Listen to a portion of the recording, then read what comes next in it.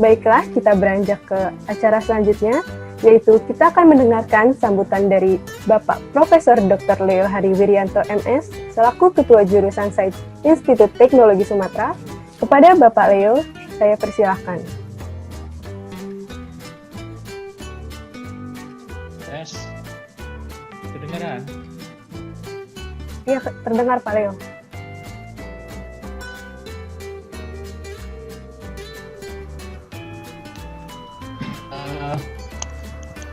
Selamat pagi sebelumnya semuanya.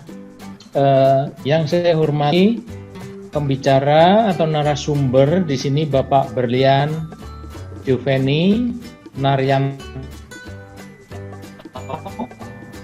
Selamat datang bergabung dengan webinar yang dilakukan oleh Prodi Program Studi Aktuaria.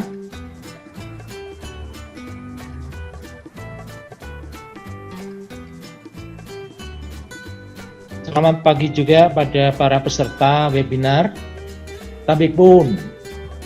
Pada kesempatan kali ini, saya selaku Ketua Jurusan Sains ITERA mengucapkan selamat bergabung dalam acara yang diselenggarakan oleh Program Studi Aktuaria ITERA. Membaca judul yang dituliskan, yang dalam keadaan yang serba tidak menentu akibat mengganasnya makhluk kecil COVID ini. Kita yang ada di perguruan tinggi perlu mendengar dari praktisi, pelaku bisnis dalam mengatasi salah apa yang ada di luar sana menjadi perhatian rekan-rekan di perguruan tinggi, khususnya ITERA, untuk ikan solusi bagi mahasiswa. Hal ini akan menambah wawasan dan pengalaman yang tidak mereka dapatkan di bangku kuliah dan melihat secara real masalah sebenarnya sehingga memberikan semangat dalam belajar. Kesempatan yang langka untuk dapat berinteraksi dengan pakar di luar perguruan tinggi ini menjadi kesempatan yang sangat baik. Oleh karena itu, mohon kiranya dapat dimanfaatkan kesempatan seperti ini. Tanpa berpanjang-panjang kata, maka saya menyatakan selamat mengikuti acara ini dan terima kasih pada narasumber yang sudah bersedia hadir dan bergabung dan berbagi ilmu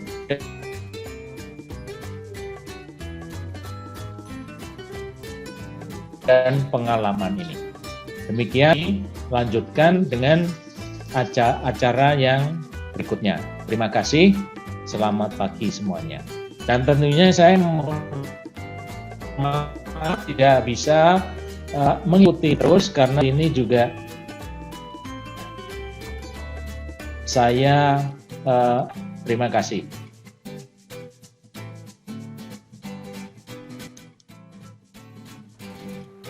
Baik, terima kasih kepada Bapak Leo atas sambutannya. Dan selanjutnya saya kita akan Oke, terima kasih Bapak Leo atas sambutannya.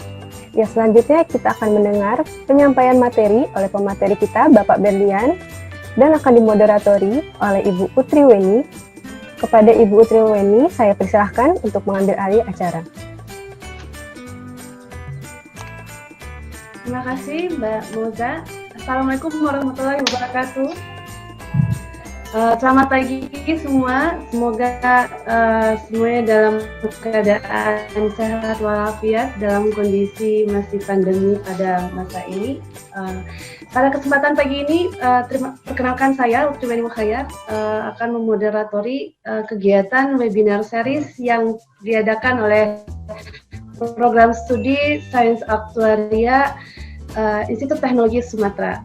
sebelumnya kami dari pihak Prodi Sains Aktuaria mengucapkan terima kasih banyak kepada Pak Berlian Juvelinaryanto atas kesediaannya untuk menghadiri dan memberikan sharing materi mengenai iklim investasi di era new normal saat ini. Jadi bagaimana dalam kondisi serba tidak menentu yang kita tidak pernah menyangka akan menghadapi situasi seperti saat ini, tentu tantangan bisnis, keuangan, investasi itu menjadi sesuatu yang sangat menarik untuk diperbincangkan. Nah, dan alhamdulillah pada webinar series perdana Prodi Sains Aktuaria ini kami berkesempatan untuk menghadirkan ahlinya dari PT RHB Sekuritas Indonesia, Pak Berlian. Oleh karena itu mari kita lihat dulu CV beliau.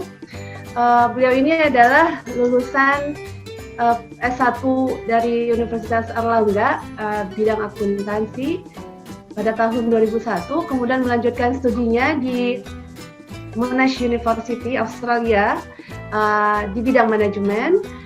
Kemudian beliau juga memiliki berbagai sertifikasi di bidang manajemen maupun keuangan seperti itu semenjak tahun 2006, 2007, 2008 melengkapi gelarnya ada WAPERS dan AWM di sini. Kemudian working experience-nya, beliau pengalaman kerja dan ekspertisnya kita bisa lihat berada di bidang keuangan dan manajemen, kemudian saham juga, sekuritas. Nah, beliau ini sempat bekerja 2 tahun setelah lulus di Monash University di Australia, kemudian pindah ke Jakarta, kemudian selama 8 tahun terakhir ini beliau ada di RHB Sekuritas Indonesia yang 2 tahun sebelumnya merupakan OSK Nusadana Asset Management. Nah, selamat pagi Pak Berlian terima kasih atas kadernya. Selamat pagi Pak. Selamat pagi Putri. Ya, terima kasih banyak Pak atas kehadirannya. Jadi kami perlu sampaikan juga bahwa peserta kami itu yang mendaftar lebih dari 250 orang dan sekarang ini sudah alhamdulillah sudah 180-an yang alhamdulillah. Dan ini memang sebagian besar ada mahasiswa kami yang kami minta datang supaya mendapat wawasan mengenai saham dan bagaimana berinvestasi seperti itu di bidang saham atau lainnya yang menurut pengalaman Bapak nanti yang kami ingin dengarkan. Nah, memang ya harapannya adalah adik-adik mahasiswa maupun sebenarnya tidak hanya mahasiswa dari khalayak umum juga ada Pak. Karena yang mungkin berminat ya Pak ya, peluang bisnis seperti apa yang kira-kira bisa dilakukan masa era new normal ini. Nah, jadi untuk diinformasikan mungkin buat rekan-rekan yang para hadirin yang bukan dari pihak akademisi ITERA, kami sampaikan bahwa Prodi Sains Aktuaria ini adalah termasuk 10 Prodi Sains Aktuaria yang baru dibangun di Indonesia dan ini merupakan yang pertama di Sumatera. Jadi sesuai dengan komitmen ITERA bahwa kami ingin berkontribusi untuk Sumatera. Jadi makanya kami membentuk Prodi Sains Aktuaria semenjak tahun 2019. Nah, alhamdulillah Pak, ini sudah tahun kedua kami insya Allah akan menerima 2020 ini. Tahun pertama itu ada 57 mahasiswa, 59 mahasiswa ya. Dan tahun depan kami menerima 100-an mahasiswa lagi insya Allah. Jadi mudah-mudahan kontribusi kami di ITERA ini sangat bisa mulai dibangun dan siapa tahu bisa juga bekerja sama dengan pihak RHB Sekuritas Indonesia gitu ya Pak ya. Oleh karena itu sekian mungkin saya untuk ininya dulu pengenalan dari Sains Aktuarianya. Kami persilahkan Pak Berlian untuk mempresentasikan materinya hari ini. Adik-adik yang mahasiswa mohon diisi nanti daftar hadirnya, kemudian juga jangan lupa dibuat resumenya ya. Begitu Pak, waktu dan tempatnya dipersilahkan. Terima kasih. Terima kasih Bu Utri. Pertama-tama saya ucapkan selamat datang, selamat bertemu buat semuanya. Saya juga saya juga bersyukur tepatnya pada pagi hari ini juga bisa bertemu lagi dengan Bu Utri, dengan teman-teman.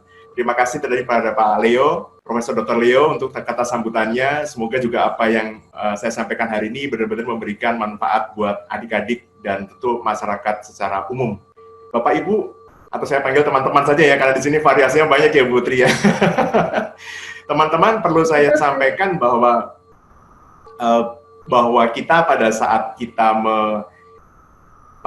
kita memilih program studi itu biasanya jujur kita biasanya itu kita memilih sesuatu yang kayaknya kita senang, kayaknya kita tahu, orang tua kita tahu apa tidak gitu.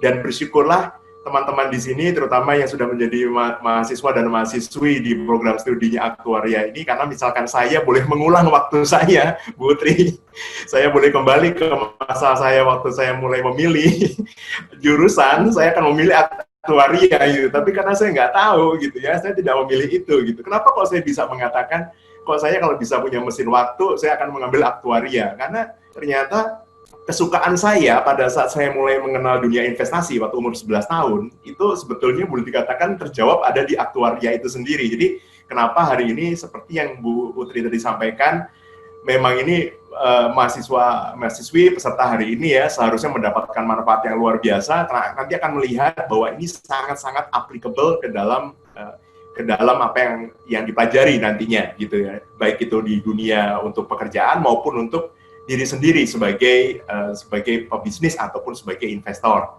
Nah, tadi ada secara umum, Bu Tri, apakah materinya sudah di-share? Di tempat saya masih belum nampak.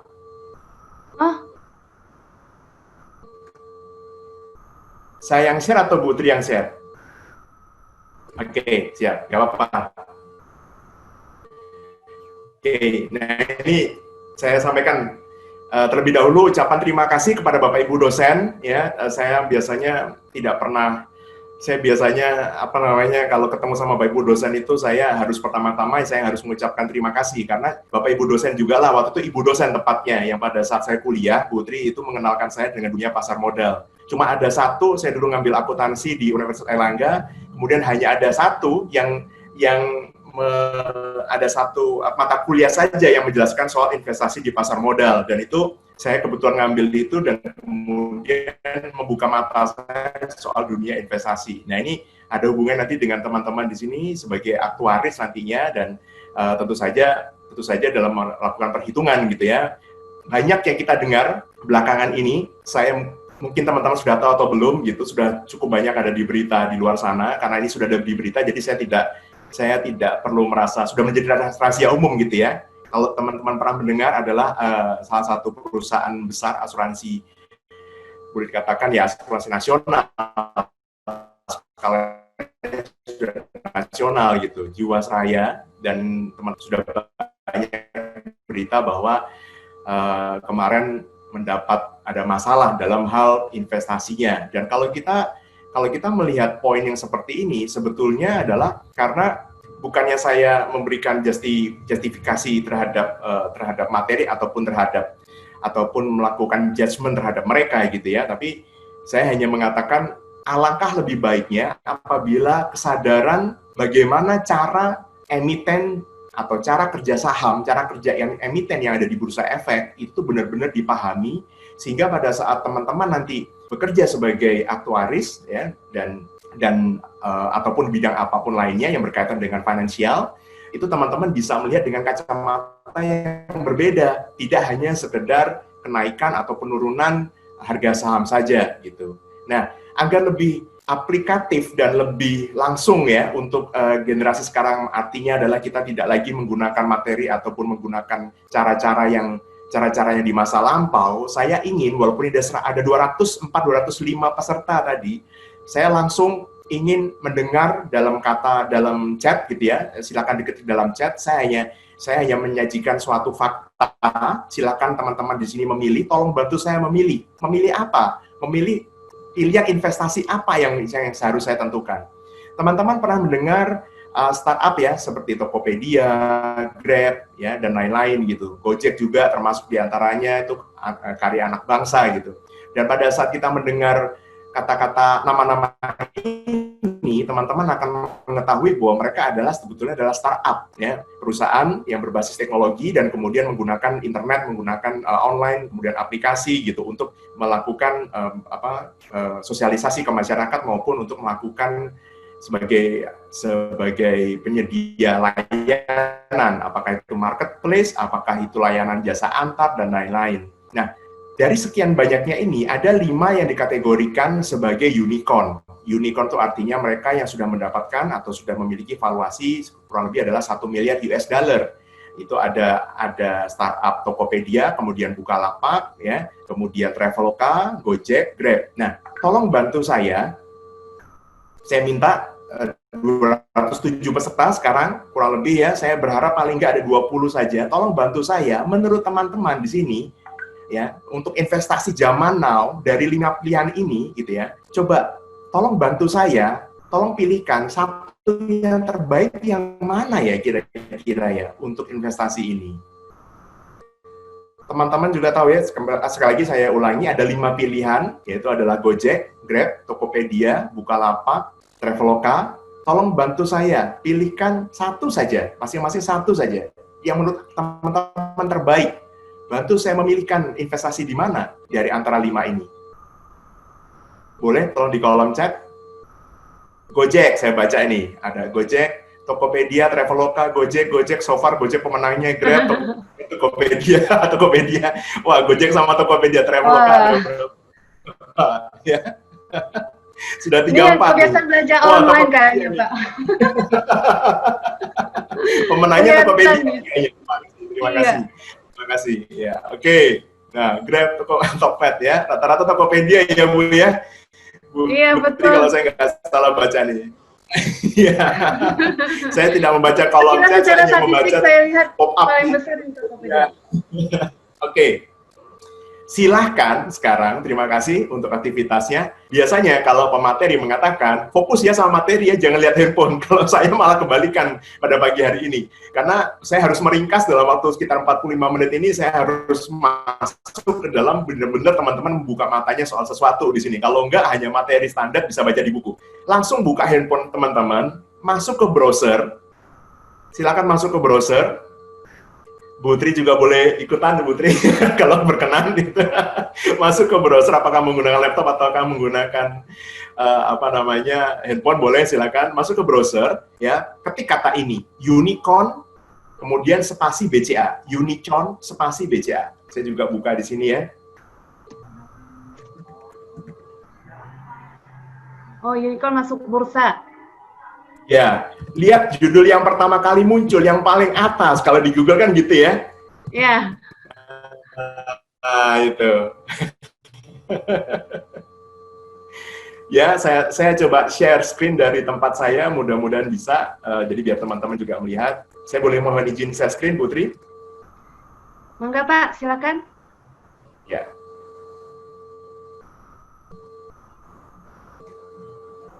Bisa kelihatan? Jadi teman-teman juga bisa melihat di sini. Sudah kelihatan kan? Bu Tri sudah tertampilkah di layar? Sudah, Pak. Putri. Sudah, Pak. Sudah ya? Oke, mohon maaf. Sudah, Pak. Saya nggak tahu, ya.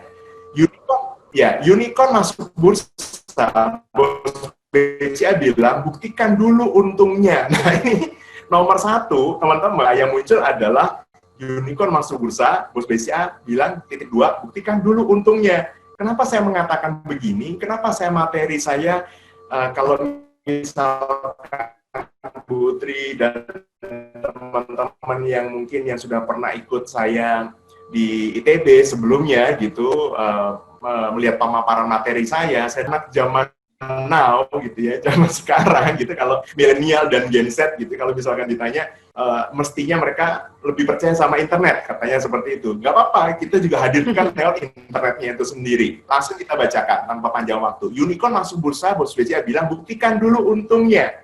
Saya bacakan sedikit saja di sini, nggak akan panjang-panjang.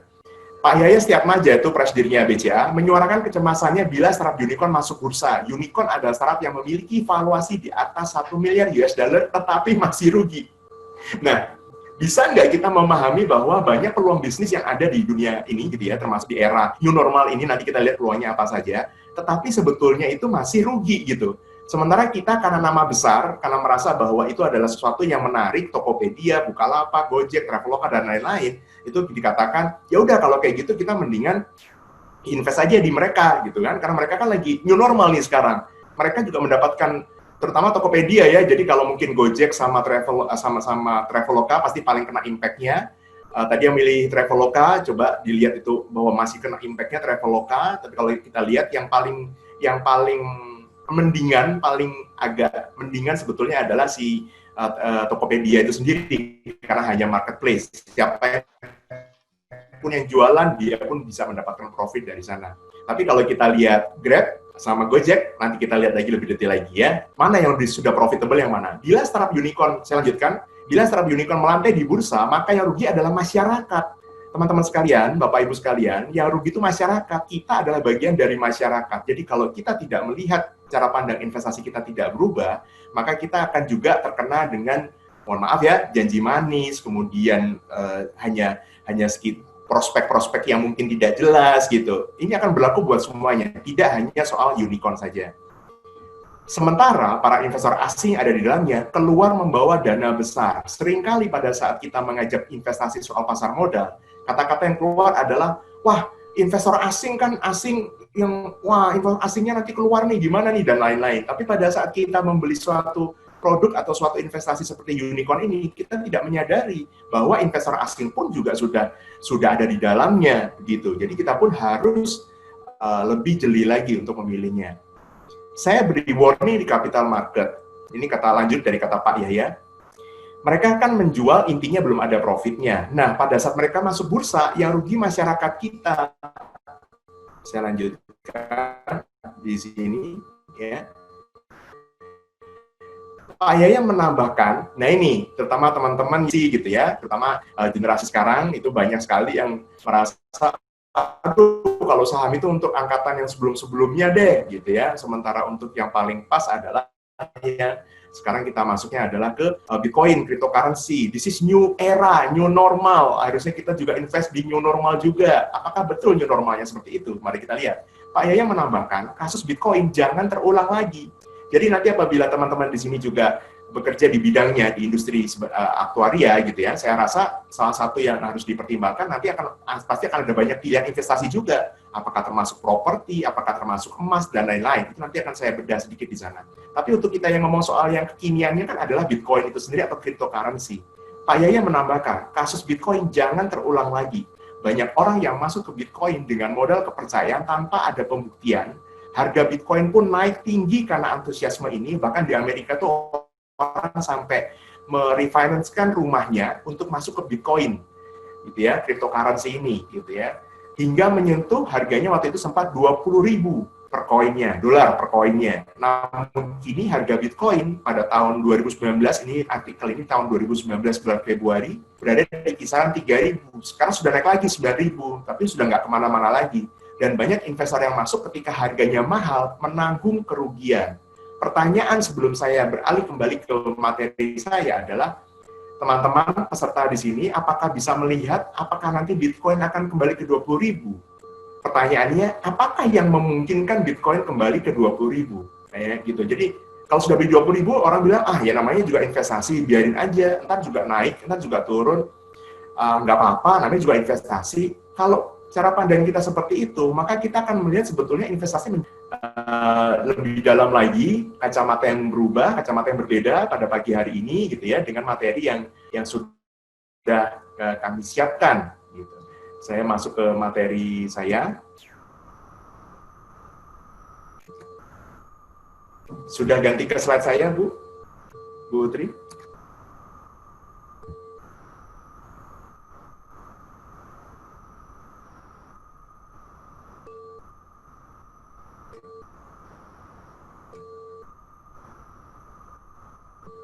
Apakah sudah ke slide?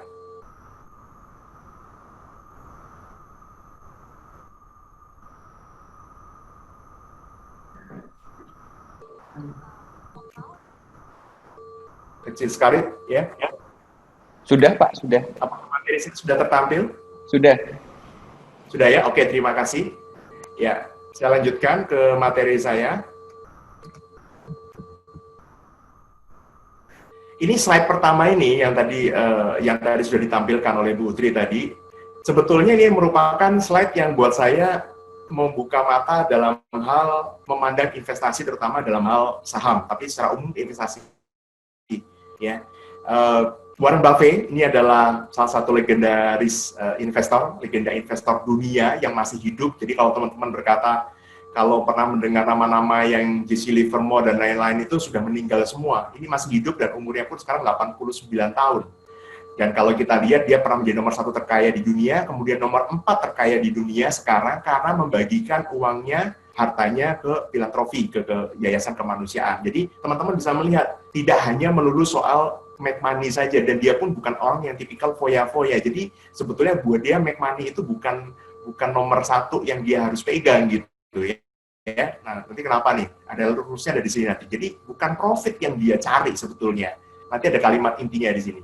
Dan kekayaannya dia sekarang adalah sekitar 85 miliar US dollar. Kalau di sini masih 76, tapi sudah naik. Dan yang paling penting itu kalimat di bawahnya. Dia mulai kenal saham umur 11 tahun. Jadi pada saat dia membeli saham pertamanya dia itu waktu dia umur 11 tahun. Yang terjadi adalah setelah dia membeli saham yang pertama, kemudian dia sama kakaknya ya, cewek, kemudian dia melihat harga sahamnya turun, dia menjadi panik. Dan lalu pada saat harga sahamnya kembali naik dan sudah profit, ya, dia kemudian buru-buru menjual. Tapi ternyata setelah dia jual, harga sahamnya pun terbang terus sampai dia merasa menyesal gitu. Kenapa kok dia buru-buru jual? Sahamnya udah benar, tapi kok dia buru-buru jual? Umur 11 tahun, teman-teman. Saya rasa di sini yang peserta untuk acara pagi ini minimal ya umurnya kurang lebih mungkin paling muda 17 mungkin ya, 17 atau 16 ada di sini. Rian, harap diingat kita Rian dia melakukan banyak charity di dalam hidupnya dia gitu ya. Makanya dia tidak peduli dengan status nomor 1.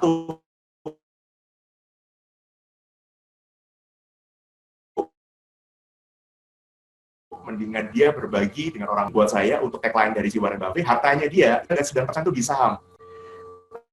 Teman-teman nanti silakan cari di internet, kalau biasanya saya ngomongnya Google, tapi kebetulan kemarin yang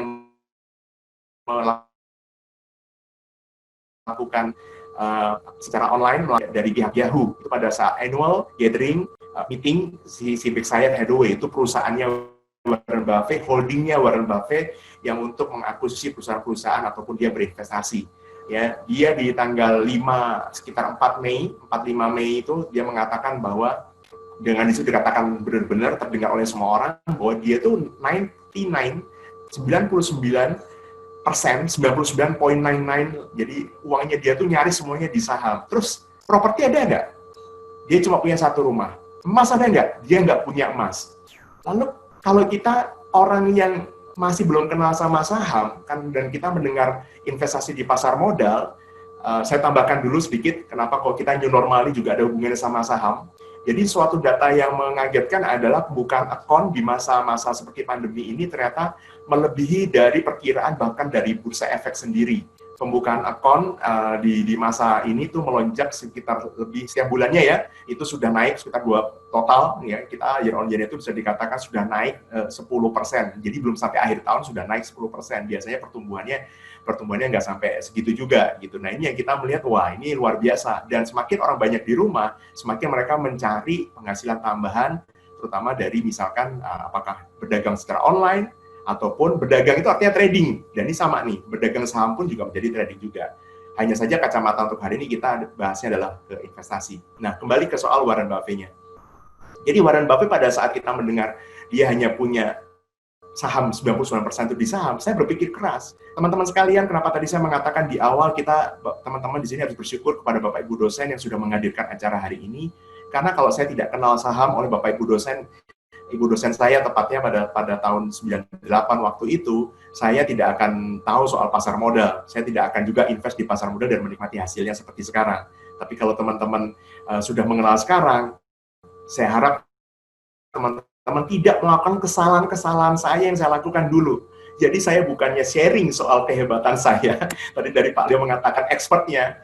Saya boleh mengatakan di sini teman-teman belajar dari kesalahan saya, bukan dari keberhasilan saya. Kalau keberhasilan itu adalah amal ibadah kita masing-masing. Dan kalau soal kegagalan, yuk belajar dari saya supaya teman-teman jauh lebih cepat berhasilnya, jauh lebih cepat pahamnya. Kalau saya boleh mengatakan ini ya, saya minta izin sebentar untuk mengatakan, kalau saya, bukannya berarti saya bagaimana untuk mengatakan hal ini, apakah terlalu berlebihan atau tidak, tapi percayalah, kalau saya sudah memahami materi ini pada saat saya kuliah dulu, hari ini, 20 tahun sejak saya kuliah, ya, itu saya sudah nggak kerja lagi. Dan ini sudah dibuktikan oleh orang Indonesia yang bernama Pak Lo Keng Hong. Silakan cari di internet nanti, Pak Lo Keng Hong selama 17 tahun, beliau investasi di pasar modal, uangnya beliau sudah bertumbuh dari 150 juta ya, kemudian naik menjadi sekarang menurut data itu minimal adalah 2,5 triliun hanya dari investasi saja. Dengan catatan pola pikirnya tepat ya, dan dengan catatan pada saat marketnya turun itu tidak khawatir karena memang betul-betul melihat cara berpikir, memiliki cara berpikir yang tepat. Nah, hari ini materi intinya dengan apapun temanya seperti investasi, iklim investasi di new normal ini, sebetulnya yang paling penting adalah soal mindset-nya. Itulah kenapa saya menghadirkan di slide pertama saya adalah Warren Buffett. 99% dananya dia itu ada di saham, uangnya dia ada di saham, berarti harusnya bukan gambling, harusnya bukan spekulasi, karena kita sama-sama tahu kalau spekulasi itu di tempat judi ya maksimum probability-nya adalah 50-50. Yang saya yakin, saya tidak tahu soal aktuaria, maksudnya pelajaran apa saja ada di sana, tapi saya yakin dalam pelajaran, dalam mata kuliah di aktuaria sendiri, pasti ada hal-hal yang berkaitan dengan managing expectation dalam hal investasi, finansial gitu ya, dan dalam hal ini konteksnya adalah untuk managing resikonya. Jadi kalau saya kaitkan dengan kata-kata Warren Buffett, tadi saya mengatakan Warren Buffett tidak menyatakan bahwa dia itu carinya profit. Mari kita lihat rule nomor satunya Warren Buffett. Never lose money. Jangan pernah kehilangan uang Anda gitu. Nomor 2 adalah never forget rule number 1. Loh, maksudnya bagaimana ini kalau misalkan teman-teman yang masih baru gitu ya. Jadi dia tuh tidak cari profit. Teman-teman, ini percaya tidak percaya, memang kata kuncinya di sini. Saya juga pertama waktu itu membaca ini orang nggak cari profit ya. Nggak cari. Biasanya orang kalau investasi kan tujuannya cari profit. No. Never lose your money. Itu artinya yang pertama adalah teman-teman jangan kalah sama inflasi. Nanti pada saat teman-teman di sini sebagai aktuaris dan melaksanakan pekerjaannya nanti itu akan melihat bahwa pada saat teman-teman mengukur berapa sih nanti premi, yang misalkan contoh ya, ini contoh saja, saya kurang tahu di dalamnya detailnya bagaimana, tapi contoh saja yang sepemahaman saya saja, berapa sih premi yang harus di-charge, harus dibebankan kepada si nasabah, kepada si pembeli, ya penanggung preminya untuk terhadap si orangnya yang dipertanggungkan gitu ya. Nah ini kalau misalkan teman-teman melihat nih namanya inflasi itu kan yang kita kejar-kejaran setiap tahun. Nah inilah yang kenapa rule nomor satunya Warren Buffett itu adalah never lose your money. Tidak hanya soal loss di capital market, tidak hanya soal loss pada saat kita investasi apapun, bukan berarti dia tidak pernah loss sama sekali, tapi pegang prinsip mati-matian, jangan pernah kehilangan uang Anda bahkan terhadap inflasi sekalipun. Di mana orang pada saat melihat pasar saham cenderungnya adalah hanya volatilitasnya saja, tapi tidak melihat cara kerja saham itu sendiri. Nah itu poin dari Warren Buffett, rule-nya sudah saya sampaikan. Nanti kemudian yang berikutnya adalah rule dari saya sendiri seperti apa dengan cara melihatnya yang berbeda. Saya lanjutkan ke materi saya berikutnya. Ini jadi saya membahas cukup banyak di Warren Buffett karena tidak ada contoh lain yang bisa saya sampaikan, termasuk filosofinya dia, termasuk cara pandang dia melihat kehidupan, termasuk bagaimana dia menggunakan uangnya dia tidak naik, dia tidak punya private jet, dia menggunakan umum ya public airplane. Kemudian dia juga untuk memilih saham-sahamnya pun dia memilih orang yang betul-betul manajemen yang betul-betul low profile, bukan yang kemudian yang punya, kalau kita dengar kemarin tuh WeWork ya, WeWork itu salah satu startup juga sebetulnya, dia sedang menghadapi masalah gitu. Kenapa? Karena begitu dapat duit dari investor, uangnya dibelikan private jet, uangnya dibelikan untuk mobil mewah dan lain-lain. Dan ini membuat Warren Buffett juga nggak bakal mau untuk invest di sana. Teman-teman, walaupun beliau ini mungkin golongannya adalah bukan milenial, ya kalau bahasa joknya di sini itu karena udah tua berarti kolonial gitu, konon gitu ya, karena umur gitu ya. Kalau milenial kan masih muda banget, tapi ternyata prinsip investasi di Warren Buffett ini itu akan berlaku, boleh dikatakan selamanya buat saya. Jadi teman-teman silakan nanti, terutama karena beliau juga masih hidup ya, teman-teman silakan cari nanti di Yahoo, silakan cari Annual Gathering Berkshire Hathaway atau Warren Buffett, nanti akan muncul. Itu yang langsung 4 jam dia melakukan tanya jawab, dia memberikan paparan publik, kemudian dia melakukan tanya jawab juga, totalnya adalah 4 jam. Dia masih kuat. Gitu. Saya pun bersama teman-teman nasabah, kita streaming real pada saat itu, kita sama-sama mendengarkan, kemudian kita recap ke sana.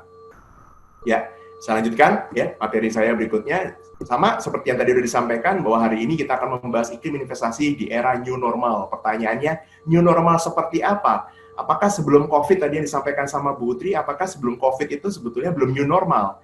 Karena menurut saya, pada saat kita melihat ada startup itu sebetulnya iklim investasi sudah berubah dari yang investasi yang orang tidak kenal dengan kata-kata startup.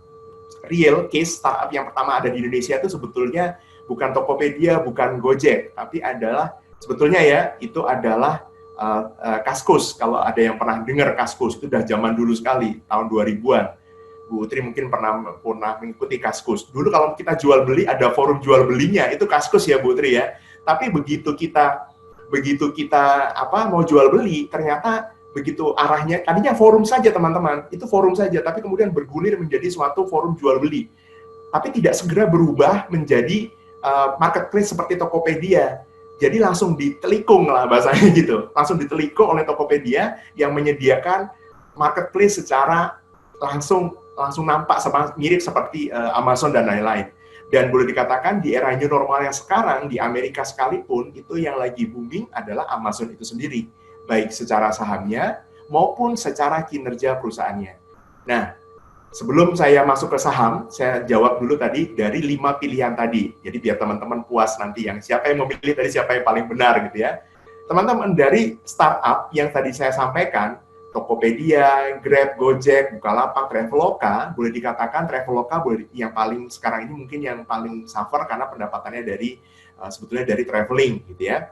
Tapi yang paling agak diuntungkan atau yang sudah menguntungkan siapa? Jujur, dari 5 ini saya sama sekali belum melihat laporan keuangannya mereka. Kenapa? Karena mereka bukan perusahaan publik. Karena saya hanya mendengar paparan saja bahwa ini katanya bagus, ini katanya akan menarik dan lain-lain, tapi saya belum melihat laporan keuangannya sendiri. Yang saya pernah tahu, salah satu teman saya yang punya kenalan kerja di Gojek ya, katanya yang sudah profit adalah Gojek. Jadi tadi yang memilih Gojek boleh dikatakan selamat gitu, tapi saya tidak tahu apakah benar-benar sudah atau belum ya. Saya mengucapkan buat Anda tadi yang memilihkan saya Gojek, Anda sudah memilih yang paling bagus di antara semuanya gitu ya. Di antara 5 tadi. Pertanyaannya begini, apakah teman-teman berani menginvestasikan 99% uangnya teman-teman ini di Gojek? Apakah nanti kalau teman-teman nanti misalkan sudah menjadi aktuaris, apakah akan berani menempatkan dana untuk unit link-nya teman-teman nanti dimasukkan ke dalam investasi di Gojek? 99%-nya. Nah, pertanyaannya begini, sudahkah teman-teman melihat laporan keuangannya sendiri? Kembali ke Warren Buffett mengatakan, ya dia lebih baik ketinggalan daripada dia melakukan kesalahan dalam investasinya, gitu ya. Jadi, Warren Buffett itu baru beli saham Apple tahun 2016 setelah Steve Jobs meninggal. Teman-teman di sini yang menggunakan produk Apple sama-sama tahu, semestinya pada sekitar tahun-tahun pada saat Steve Jobs itu masih hidup, semua produknya Apple itu betul-betul peningkatan dari tahun ke tahun itu kelihatan kualitasnya, kemudian ada improvement-nya gitu ya. Sementara yang sekarang boleh dikatakan cenderung lebih mirip seperti Android itu sendiri, tapi dengan berbasis Apple gitu. Perbedaannya ya di sana saja. Dan bisa dikatakan Warren Buffett tidak takut. Kenapa? Karena buat dia lebih baik dia telat dibandingkan, kalau saya pribadi saya ditanya mau invest di Apple nggak? Saya bilang nggak mau. Gitu. Tapi kalau Warren Buffett dia mengatakan sudah 5 tahun, ya dia sudah mengatakan saya sudah 5 tahun ada datanya bahwa laporan keuangannya itu memang profitable, maka dia baru mau invest. Boleh dicatat di sini adalah poinnya, salah satu poinnya untuk memilih sahamnya adalah sudah terbukti 5 tahun berturut-turut minimal 5 tahun berturut-turut membukukan laba di laporan keuangannya dia. Nanti saya akan tunjukkan data laporan keuangannya secara langsung ya. Saya masuk langsung ya ke materi-materi saya. Company profile saya sekilas saja bahwa RHB kita dari Malaysia, kita nomor 4 ya, termasuk 4 besar di Malaysia. Kita ada di 9 negara ASEAN, termasuk di Hong Kong, yang ada tambahannya adalah Hong Kong dan China. Kita ada 3 pilar untuk bisnis kita, commercial banking, investment banking, dan kemudian Islamic banking. Teman-teman nanti sebagai dari aktuaria juga bisa masuk ke investment banking juga sebetulnya gitu. Jadi ini tahapan yang lebih tinggi juga. Dan kita pun di Malaysia kita kuat di Islamic banking kita. Sekilas saja soal RHB, kita kalau ditanya modal dasar kita sekitar 400 miliar, dan ini bukan yang kecil, termasuk top 20 kita ada di Indonesia, dan kemarin kita sudah masuk ke top 5 dalam segi transaksi sebetulnya. Bahkan di era new normal seperti ini, transaksi kita malah membukukan all time high ya, record high malah. Sekilas saja produk yang kita bahas adalah saham gitu ya, dan kemudian fixed income atau obligasi. Dan kalau teman-teman berinvestasi itu tentu saja ada pernah mendengar ada tim risetnya, dan teman-teman pun di sini nanti kalau misalkan berkenan untuk masuk ke pasar modal silakan mengambil CFA ya, CFA Chartered Financial Analyst, dan itu juga bisa menjadi tim risetnya dari sisi sekuritas juga. Itu tuh salah satu yang sedang naik daun sekarang gitu ya, untuk sebagai lapangan pekerjaan. Tahun 2013 kita pernah mendapatkan awards dari Asian Money karena tim riset kita ini berhasil menemukan saham-saham yang memberikan return yang tinggi sekali pada tahun 2013. Tahun 2011 kita sudah luncurkan buku ini, tahun 2013 kita menang nomor 1, kemudian berikutnya sampai dengan tahun 2020 kita masih meluncurkan bukunya juga. Ya, setiap tahun kita menemukan beberapa saham pilihan. Dan kita juga ada corporate finance dan advisory service. Jadi ini perlu sedikit saya sampaikan karena pada saat teman-teman melihat saham, kesannya hanya melakukan transaksi jual belinya saja. Tapi pada saat teman-teman melihat bagaimana sekuritas itu melakukan servis terhadap beberapa perusahaan untuk IPO, misalkan adalah Buyung Putra Sembada, kode sahamnya Hoki ya, ini adalah produsen beras. Kalau teman-teman di sini makan nasi, berasnya adalah Topi Koki, itu sebetulnya adalah produsennya adalah Buyung Putra Sembada. Itu adalah satu-satunya emiten yang fokusnya di beras sekarang ini, termasuk salah satu saham yang syariah juga, dan saya juga merekomendasikan, dari tim riset kami juga merekomendasikan untuk beli saham Hoki ini, Buyung Putra Sembada ini dengan target harganya di 1.000, harga sekarang 670, berarti ada upside sekitar 50%. Nanti saya akan masuk ke laporan keuangannya. Ini jadi dari RHB tidak hanya sekedar transaksi saja, teman-teman juga bisa melihat mengikuti prosesnya bahwa kita pun juga akan ada penerbitan obligasi, kemudian juga akan ada untuk membantu proses listing di Bursa Efek. Ini juga tidak menutup kemungkinan bagi teman-teman di sini yang memang punya minat untuk masuk ke pasar modal gitu ya, ataupun punya perusahaan yang punya saudara atau orang tua mungkin bahkan yang punya perusahaan dan ingin melakukan IPO untuk listing di Bursa Efek, itu juga bisa melalui RHB juga. Itu sekilas saja soal RHB. Jadi kembali ke Warren Buffett tadi, yang poin yang saya mau katakan adalah never lose your money. Dan itu adalah sebetulnya yang pertama, lose kita pertama itu bukan karena kita spekulasi, tapi karena kita malah menaruh uang kita yang di suatu aset yang kita anggap pasti-pasti aja, yaitu adalah deposito, yaitu adalah tabungan juga gitu. Nanti ada yang pilih emas, nanti kita lihat emas bagaimana. Jadi nomor 1 adalah never lose your money, terutama against inflation. Tujuan utama investasi teman-teman itu bukan profit sebetulnya, tapi kalau kita menuju sebagai investor, tujuan akhirnya itu sebetulnya adalah passive income, di mana teman-teman tanpa nanti harus bekerja lagi, investasi teman-teman itu akan memberikan hasil setiap tahun. Tidak beda dengan kacamata kita membeli rumah. Pada saat kita membeli rumah untuk penempatan pribadi, maka itu sebetulnya bukan investasi, itu adalah suatu kebutuhan. Tapi apabila teman-teman nanti mempunyai rumah kedua, ketiga, keempat, dan seterusnya, dan mendapatkan uang sewa dari sana, itulah yang baru kita katakan sebagai investasi. Karena teman-teman memiliki passive income. Kata-kata passive income ini juga perlu digarisbawahi, karena banyak orang berpikir bahwa investasi itu hanya karena harga sahamnya naik, hanya emasnya naik. Nanti kita akan lihat, betulkah begitu? Nanti kita akan lihat. Pada saat kita menggunakan data, maka akan kelihatan sampai dengan sekitar 20 tahun terakhir ini ya, datanya saya tunjukkan 20 tahun terakhir dari tahun 97, karena ada poinnya, di sini ada tujuannya, adalah pada saat kita melihat data inflasi sekarang, itu nampaknya kecil sekali, cuma 3%, 4% gitu. Tapi apabila kita melihat data inflasi dari tahun 97 sampai 2016, 20 tahun, saya capture-nya di sini 20 tahunnya, yaitu adalah 10,68%, dengan catatan tahun 98 itu terjadi krisis moneter, dan itu inflasinya sebesar, ya, naiknya adalah 80% lebih, gitu. Inflasi yang terjadi pada di tahun 98, krisis tahun 98 itu sendiri. Saya lanjutkan, dengan kondisi seperti ini, maka kita dihadapkan dengan berbagai pilihan investasi. Properti yang tadi sudah saya sebutkan, gitu ya. Kemudian tadi ada yang zaman sekarang itu adalah bukan new normal, tapi yang dianggap new way of investment. Apakah itu Bitcoin, apakah itu intangible sebetulnya, yang tidak nampak, gitu. Tapi teman-teman percaya saja, kalau tangible kan berarti yang nampak. Ini yang tidak nampak, intangible. Hanya percaya saja bahwa, oh itu kayaknya bagus. Kalau emas masih tangible, ya, termasuk komoditi. Ya, tadi kemudian yang terakhir, yang di finansial juga akan ada yang seperti deposito pun sebetulnya juga dianggap investasi juga oleh beberapa pihak. Dan kemudian untuk saham, obligasi, ya, kita anggap juga itu merupakan suatu pilihan dari segi investasi keuangan, termasuk dari sana. Jadi boleh dikatakan secara umum terbagi menjadi beberapa aset kelas, gitu ya, dengan tambahan yang new sekarang itu dianggapnya termasuk kategori baru adalah tadi yang digital investment, seperti Bitcoin tadi, salah satunya. Tapi apakah kita lihat apakah itu investasi? Mari kita sama-sama lihat. Berkaca dengan orang tua kita akan selalu mendengar kalimat invest, kalau mau invest di emas saja. Maka saya pun harus menyajikan data soal harga emas di Indonesia. Harga emas Indonesia memang nampaknya naik terus, dan sekarang pun tidak ada salahnya untuk mengatakan, aduh kalau kayak gitu saya pilihnya emas aja deh, karena harga emasnya naik terus, ya.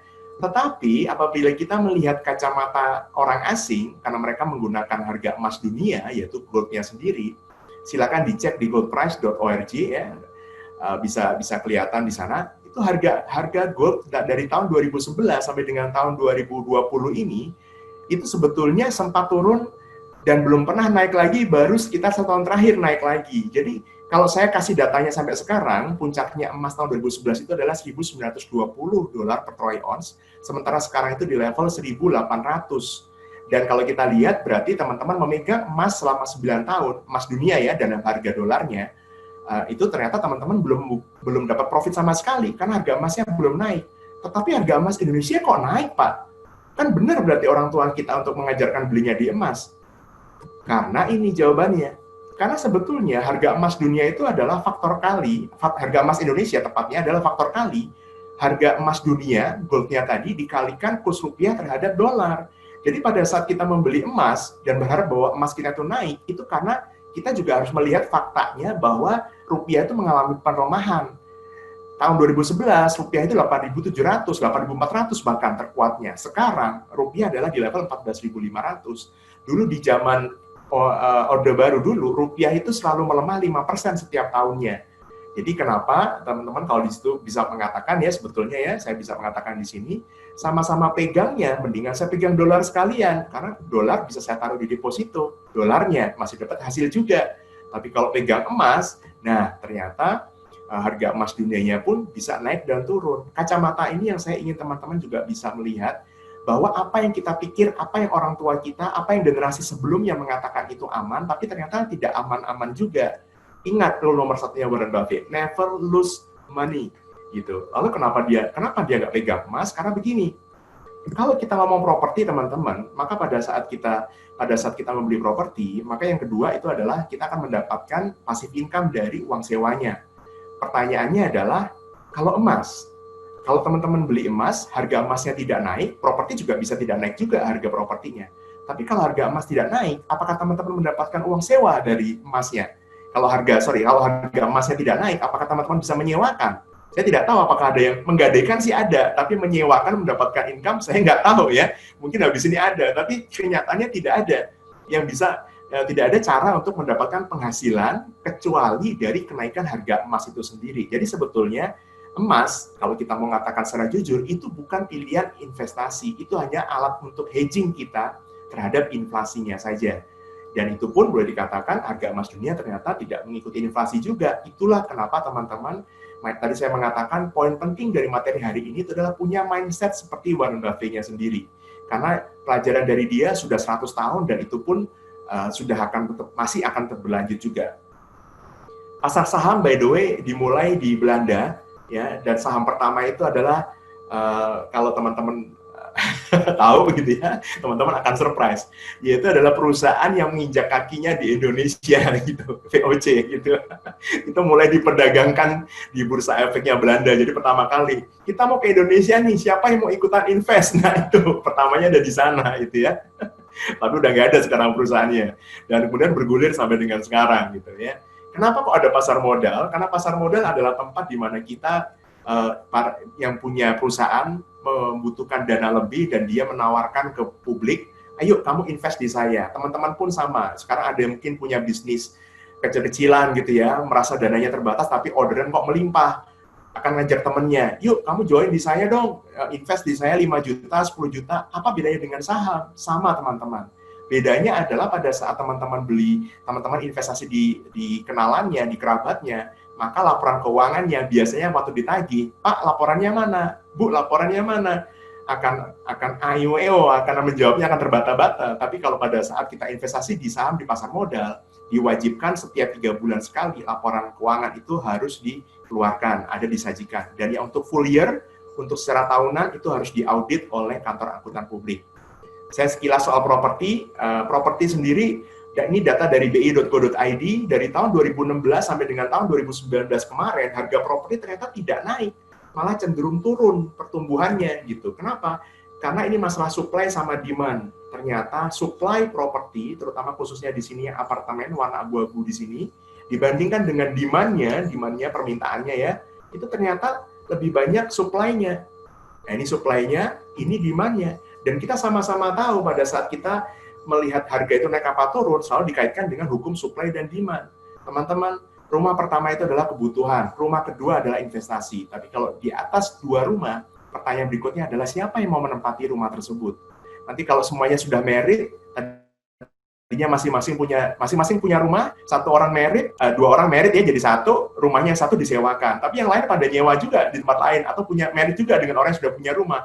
Lama-lama semuanya akan kembali terhadap permintaan. Itulah kenapa harga properti pun sebetulnya secara fakta di sini ya, bukan saya ngomong, tapi karena data dari bi.go.id sendiri mengatakan bahwa harga properti pun turun. Dan teman-teman yang berinvestasi di properti tapi hanya mengharapkan dari kenaikan harga propertinya saja, itu akan menghadapi fakta realita harga properti pun juga bisa turun juga. Di Jakarta pun sudah ada tempat-tempat yang juga mengalami penurunan juga. Kalau komoditi bagaimana Pak? Saya mau masuk di emas tadi sudah. Kalau di batu bara bagaimana? Sama. Batu bara juga mengalami harga yang naik dan turun juga. Jadi poin dari saya adalah teman-teman semua, apapun pilihan investasi kita atau spekulasi kita, penempatan uang kita itu semuanya sama-sama bisa naik dan bisa turun. Lalu bedanya dengan saham apa? Ini langsung masuk ke tujuan ke final saya, materi paling penting saya, 3 slide saya yang paling penting yang di sini. Saya tidak tahu apakah teman-teman pernah melihat uang yang paling kiri ini. Mungkin tidak ya, belum lahir kayaknya. Kalau Bu Utri dan teman-teman Bapak Ibu dosen sudah menggunakan uang yang mana saya nggak tahu gitu ya. Pak SD Pak, saya SD ini Pak uangnya. Yang mana Bu Utri? Yang SD TK betul. Yang nomor 2 atau yang paling kiri Bu Utri? Yang tebal itu Pak, yang tebal juga itu masih ada zaman saya SD. Ini yang paling enak buat kerokan ya Bu ya. Orang-orang tua dulu ya Pak ya, bener. Oke, ini menarik. Saya tanya dulu ke Bu Utri, boleh ya? Saya minta satu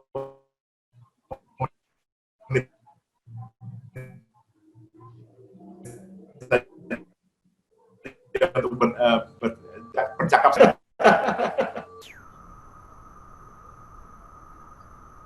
Putri bisa beli apa waktu itu? Dengan 100 ya Pak ya, beli zaman dulu apa ya? Kalau pokoknya yang saya ingat permen itu Rp25 gitu ya Pak. 100 itu kayaknya udah dapat makanannya udah mewah, martabak kecil saya udah dapat Pak yang isinya kelapa parut, itu enak banget di zaman SD. Itu udah mahal rasanya buat saya dulu. Oke, saya ambil yang paling kecil. Teman-teman bisa perhatikan bahwa ini adalah fakta hidup, jadi artinya teman-teman mengalami yang sama. 100 rupiahnya Bu Utri tadi saya ambil yang paling kecil tuh Rp25 adalah untuk beli permen ya Bu Utri ya. Masih Bu Utri tahu nggak permennya tersebut harga sekarang berapa? Nanti kita ukur inflasinya. Jadi kita betul-betul mengukur inflasi dari sana. Teman-teman pun nanti sebagai aktuaria pun akan bisa mengukur bukan inflasi data dari pemerintah saja, tapi menggunakan real inflation sejatinya seperti apa. Masih ingat nggak, Bu? Permennya apa? Kalau permennya saya nggak tahu ya, harga sekarang mungkin 500-an ya Pak ya, saya nggak tahu Pak, lupa. Saya jarang Sekarang 500 ya, berarti beli permen sekarang dari saya ini. Oke, saya yang waktu saya ingat Bu Utri itu adalah Ciki. Oh iya benar Pak. Ciki waktu zaman saya itu, Ciki yang snack itu ya, Ciki itu waktu itu harganya Rp300. Saya menggunakan uang ini Rp300. Sekarang harga Ciki itu 6.000 gitu. Jadi sudah naik 20 kali lipat. Nah, apakah kekayaan kita sudah naik 20 kali lipat juga? Teman-teman di sini juga boleh nanti pulang tanya ke orang tuanya, ini kacamatanya benar-benar, mungkin ada yang work from home juga, ada yang sama-sama melihat ini, silakan dipasang di speaker, biarkan teman-teman, saudara-saudara juga ikutan dengar gitu ya. Apakah uang yang sama yang orang tua teman-teman juga punya gitu ya, boleh ditanya, dulu bisa beli apa, sekarang masih harga berapa itu? Jadi dalam tempo 20 tahun, ternyata permennya tadi dari 25 ke 500. Kalau yang saya ingat ya, Ciki saya itu 300, sekarang 6.000 gitu. 20 kali lipat melemahnya gitu. Jadi saya harus punya Rp100 ini sebanyak sebanyak 20 kali ya, sebanyak 200, berarti kali 2000 berarti 2.000 harusnya untuk bisa membeli hal yang sama dengan di tahun-tahun waktu itu gitu. 20 tahun yang lalu kurang lebih jadi 20 kali lipat juga. Berarti inflasi realnya itu adalah boleh dikatakan 100% loh tiap tahun. Ini ya, bukan compoundingnya ya di sini ya, kita mengatakan kalau dibagi. Jadi pada saat nanti teman-teman menjadi aktuaris, pertanyaannya adalah sudahkah teman-teman melihat realita inflasi yang seperti ini?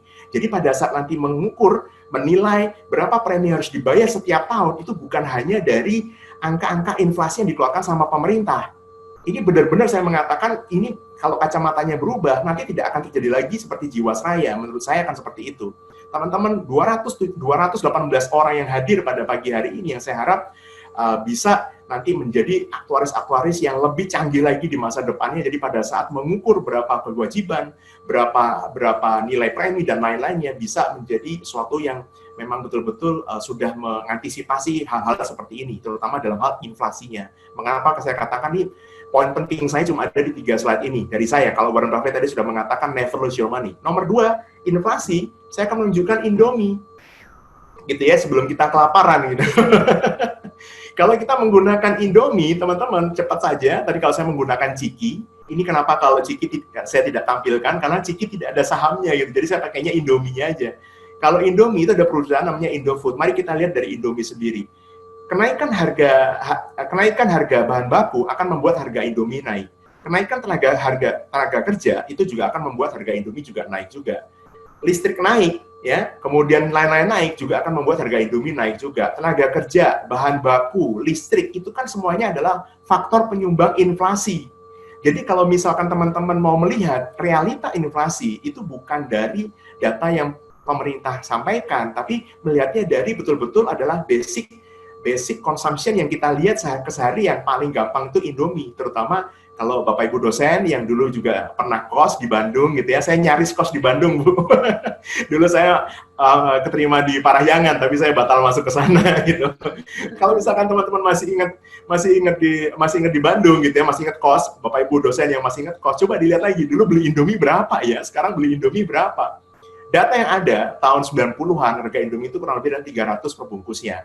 Harga tahun 2016, saya sengaja tahun 2016 semua, biar teman-teman melihat. 2016 ke sekarang, ke 2020 ini, harga Indomie, kemarin saya ke Alfamart, ke Indomaret, 2.600 sekarang di sana. Ya, itu udah yang bawahnya, saya nggak tahu tempat lain berapa. Gitu. Tapi yang jelas, sudah naik 10% paling tidak dari tahun 2016 itu sendiri. Jadi silakan pertimbangkan yang mana yang menurut Anda itu memang betul-betul real inflation. Data inflasi mana yang mau Anda pakai. Kalau saya pribadi, saya lebih baik menggunakan data-data dari barang-barang yang kita pakai sehari-hari. Lanjut, hubungannya sama saham bagaimana? Kenapa saya mengatakan kok cuma 3 slide ini saja bisa memahami cara kerja atau ini prinsip investasi di saham? Teman-teman, pada saat Anda menjadi produsen Indomie tadi dengan tenaga kerja, biaya tenaga kerja naik, biaya bahan baku naik, listrik naik, semuanya naik, Anda pasti akan menaikkan harga jual supaya Anda profitable. Pada saat Anda menaikkan harga jual, selama produk Anda itu laku, maka Anda juga akan menikmati laba juga. Di mana pada tahun 1994 Indofood dengan kode sahamnya INDF itu IPO di Bursa Efek. Kemudian tahun 2016 itu harga sahamnya di harga 700 waktu IPO ya. Kemudian di 2016 itu 7.900. Jadi kalau kita mengukur dari kenaikan harga sahamnya saja itu 1000%. Sementara dari inflasinya itu 766% dari tahun 90-an ya, bukan dari tahun 80-an. Tahun 90-an itu karena harga sahamnya juga listing di Bursa Efek tahun 94 ya, kemudian harga sahamnya naik 1000%, 10 kali lipat. Harga inflasinya berdasarkan inflasinya itu adalah 766% alias 7 kali lipat. Saya bertanya ke teman-teman di sini, Bapak Ibu dosen juga sama, silakan sharing juga ke teman-teman yang lain. Saya biasa bertanya ke teman-teman calon nasabah, sudahkah kekayaanmu bertumbuh setara dengan 700%? Kalau sudah, jangan bangga dulu. Karena sebetulnya kekayaanmu baru tumbuh sebesar atau sama dengan inflasi. Kalau yang lapar pasti menjawabnya Indomie. Jadi jawabannya adalah tumbuh setara dengan inflasi. Apakah kita bangga dulu? Coba lihat tadi kacamata yang mau saya sampaikan di awal. Warren Buffett mengatakan never lose your money. Never lose money itu bukan masalah make profit, teman-teman. Jadi bukan masalah soal investasi nanti teman-teman menjadi aquaris, itu bukan soal kita make money gila-gilaan, bukan soal itu. Tapi bagaimana kita manage uang kita supaya kita tidak kehilangan uang kita against terutama adalah inflation-nya. Dengan kita nebeng kepada saham Indofood, berarti kita juga punya hak. Karena kita membeli saham itu artinya kita punya hak terhadap aset, kita punya hak terhadap laba perusahaan tersebut gitu. Jadi maka pada saat kita berinvestasi nebeng di mereka, gitu ya, sebetulnya kita tuh riding on inflation. Jadi karena malah ada inflasi, oleh karena itu juga harga jualnya akan dinaikkan, tapi karena produknya tetap dibeli sama orang, maka dengan demikian harga sahamnya pun akan mengikuti kinerja suatu perusahaannya juga. Karena Indomie tetap laris sampai sekarang, bahkan di Nigeria udah diklaim sebagai produknya Nigeria gitu. Maka kita bisa di New Zealand, kakak saya ada di New Zealand, itu di Carrefour-nya New Zealand, jadi bukan di Asian market, di Carrefour-nya New Zealand itu ada Indomie di sana, jadi sudah dikenal sampai segitunya. Jadi kita bisa mengatakan bahwa pada saat kita invest di saham-saham yang memang dibutuhkan, tetap dibeli produknya oleh semua orang ya, maka sahamnya pun dengan sendirinya itu akan naik mengikuti pertumbuhan labanya. Sebelum saya kasih contoh terakhir soal laporan keuangan, saya hanya menyampaikan, teman-teman, kacamata saya dalam berinvestasi di saham itu cuma 3 kata. Bertumbuh bersama perusahaan. Bertumbuh bersama perusahaan itu artinya adalah, kalau teman-teman misalkan Bu Utri sekalipun punya perusahaan dan mengajak saya investasi, maka saya harus investasi Bu Putri itu ke Bu Utri dengan kesadaran bahwa saya mau bertumbuh dengan perusahaannya Bu Utri. Jadi kalau misalkan ada 3, labanya karena saya ingin bertumbuh, maka labanya harus bertumbuh. Kemudian yang kedua adalah itu bersamanya yang paling susah, saya akan jelaskan terakhir. Yang ketiga ini adalah perusahaan. Jadi mengenal emiten itu adalah kita mengenal perusahaannya. Jadi artinya kalau kita tidak tahu Indofood, owner-nya siapa, cara mereka manajemennya bagaimana, itu yang dikatakan oleh Warren Buffett tadi. Warren Buffett memilih mereka yang low profile, Warren Buffett memilih perusahaan yang konsisten profitnya 5 tahun, bertumbuh itu berarti labanya dia bertumbuh 5 tahun tadi, kemudian perusahaan ini adalah perusahaan, carilah manajemen-manajemen yang low profile, yang tidak high profile gitu ya, yang tidak pamer, yang tidak yang benar-benar manajingnya secara dari hati, boleh dikatakan seperti punya integritas dan lain-lain. Yang ketiga ini, yang kedua tengah-tengahnya ini yang paling susah ini. Loh, yang paling susah kok bukan labanya, yang paling susah kok bukan perusahaannya, yang paling satu bersamanya, bertumbuh bersama perusahaan. Kenapa saya mengatakan bersamanya? Kayak orang pacaran ya Bu Utri ya. Orang pacaran itu kan janjinya waktu di depan, kalau masih ganteng, masih cantik kan sama-sama maunya gitu ya. Nanti entah apa yang terjadi di tengah-tengah saya nggak tahu lagi, apa yang ada perubahan selera nggak tahu lagi. Tapi yang jelas bersamanya yang paling susah. Di saham pun sama. Contoh, new normal. Nah, saya tutup dengan kalimat ini, yaitu maksudnya sebelum nanti kita tanya jawab dan laporan keuangan saya sajikan. Di tengah new normal ini, pertanyaannya begini, harga sahamnya sekarang turun. Harga saham-saham sekarang turun karena banyak orang yang panik. Pertanyaannya, sudahkah Anda benar-benar melihat ini sebagai peluang investasi di era new normal ini? Karena kenapa? Karena ada perusahaan-perusahaan yang labanya masih bertumbuh. ada perusahaan-perusahaan yang tetap di-managing secara integritasnya masih bagus, secara low profile juga gitu. Nah, bersamanya ini itu merupakan peluang buat Anda di era new normal ini. Sebelum saya masuk ke sesi tanya jawab, saya minta bantuan dari Mbak Ima. Mbak Ima boleh share sesuatu di sini, Mbak Ima? Saya sambil tunjukkan ya bagaimana kita melihat ini, ada materinya, nanti boleh di-share juga oleh Bu Utri bagi teman-teman. Saya yang menyajikan satu soal sambil menunggu Mbak Ima, saya menyajikan satu laporan keuangan auto. Saya ceritakan sedikit, ini perusahaan auto ini adalah Astra Autopart. Ya, Astra Autopart kita sama-sama tahu, kalau kita ngomong Astra, mungkin teman-teman kalau ngomong Astra, perusahaan-perusahaan besar, Bank BRI, BCA, teman-teman pada tahu semua. Ini saya tunjukkan satu saham yang saya kategorikan sebagai yang murah dan melihatnya tuh bagaimana kok bisa murahnya gitu ya. Ini ada dari platform RHB yang kita punya 2 platform, ini platform yang sebelumnya. Nanti akan ada juga Mbak Ima juga membantu ya, yang untuk yang BTPS-nya, boleh nanti. Sebentar saya. Nah, secara umum auto ini bisa dikatakan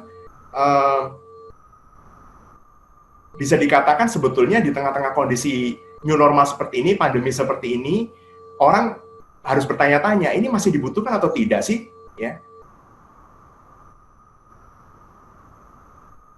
Perusahaan auto ini adalah servis Auto 2000, kalau teman-teman pernah mendengar. Jadi kalau misalkan kita cek sekarang, di sini cara membaca laporan keuangan, dan saya rasa ini akan menjadi makanan keseharian teman-teman nanti ya, gitu ya. Bukan hanya dalam kondisi sebagai investor saja, tapi dalam pekerjaannya juga untuk melihat kalau misalkan saya invest di si peserta asuransi unit link itu bisa mengcover dari pertumbuhan labanya dia,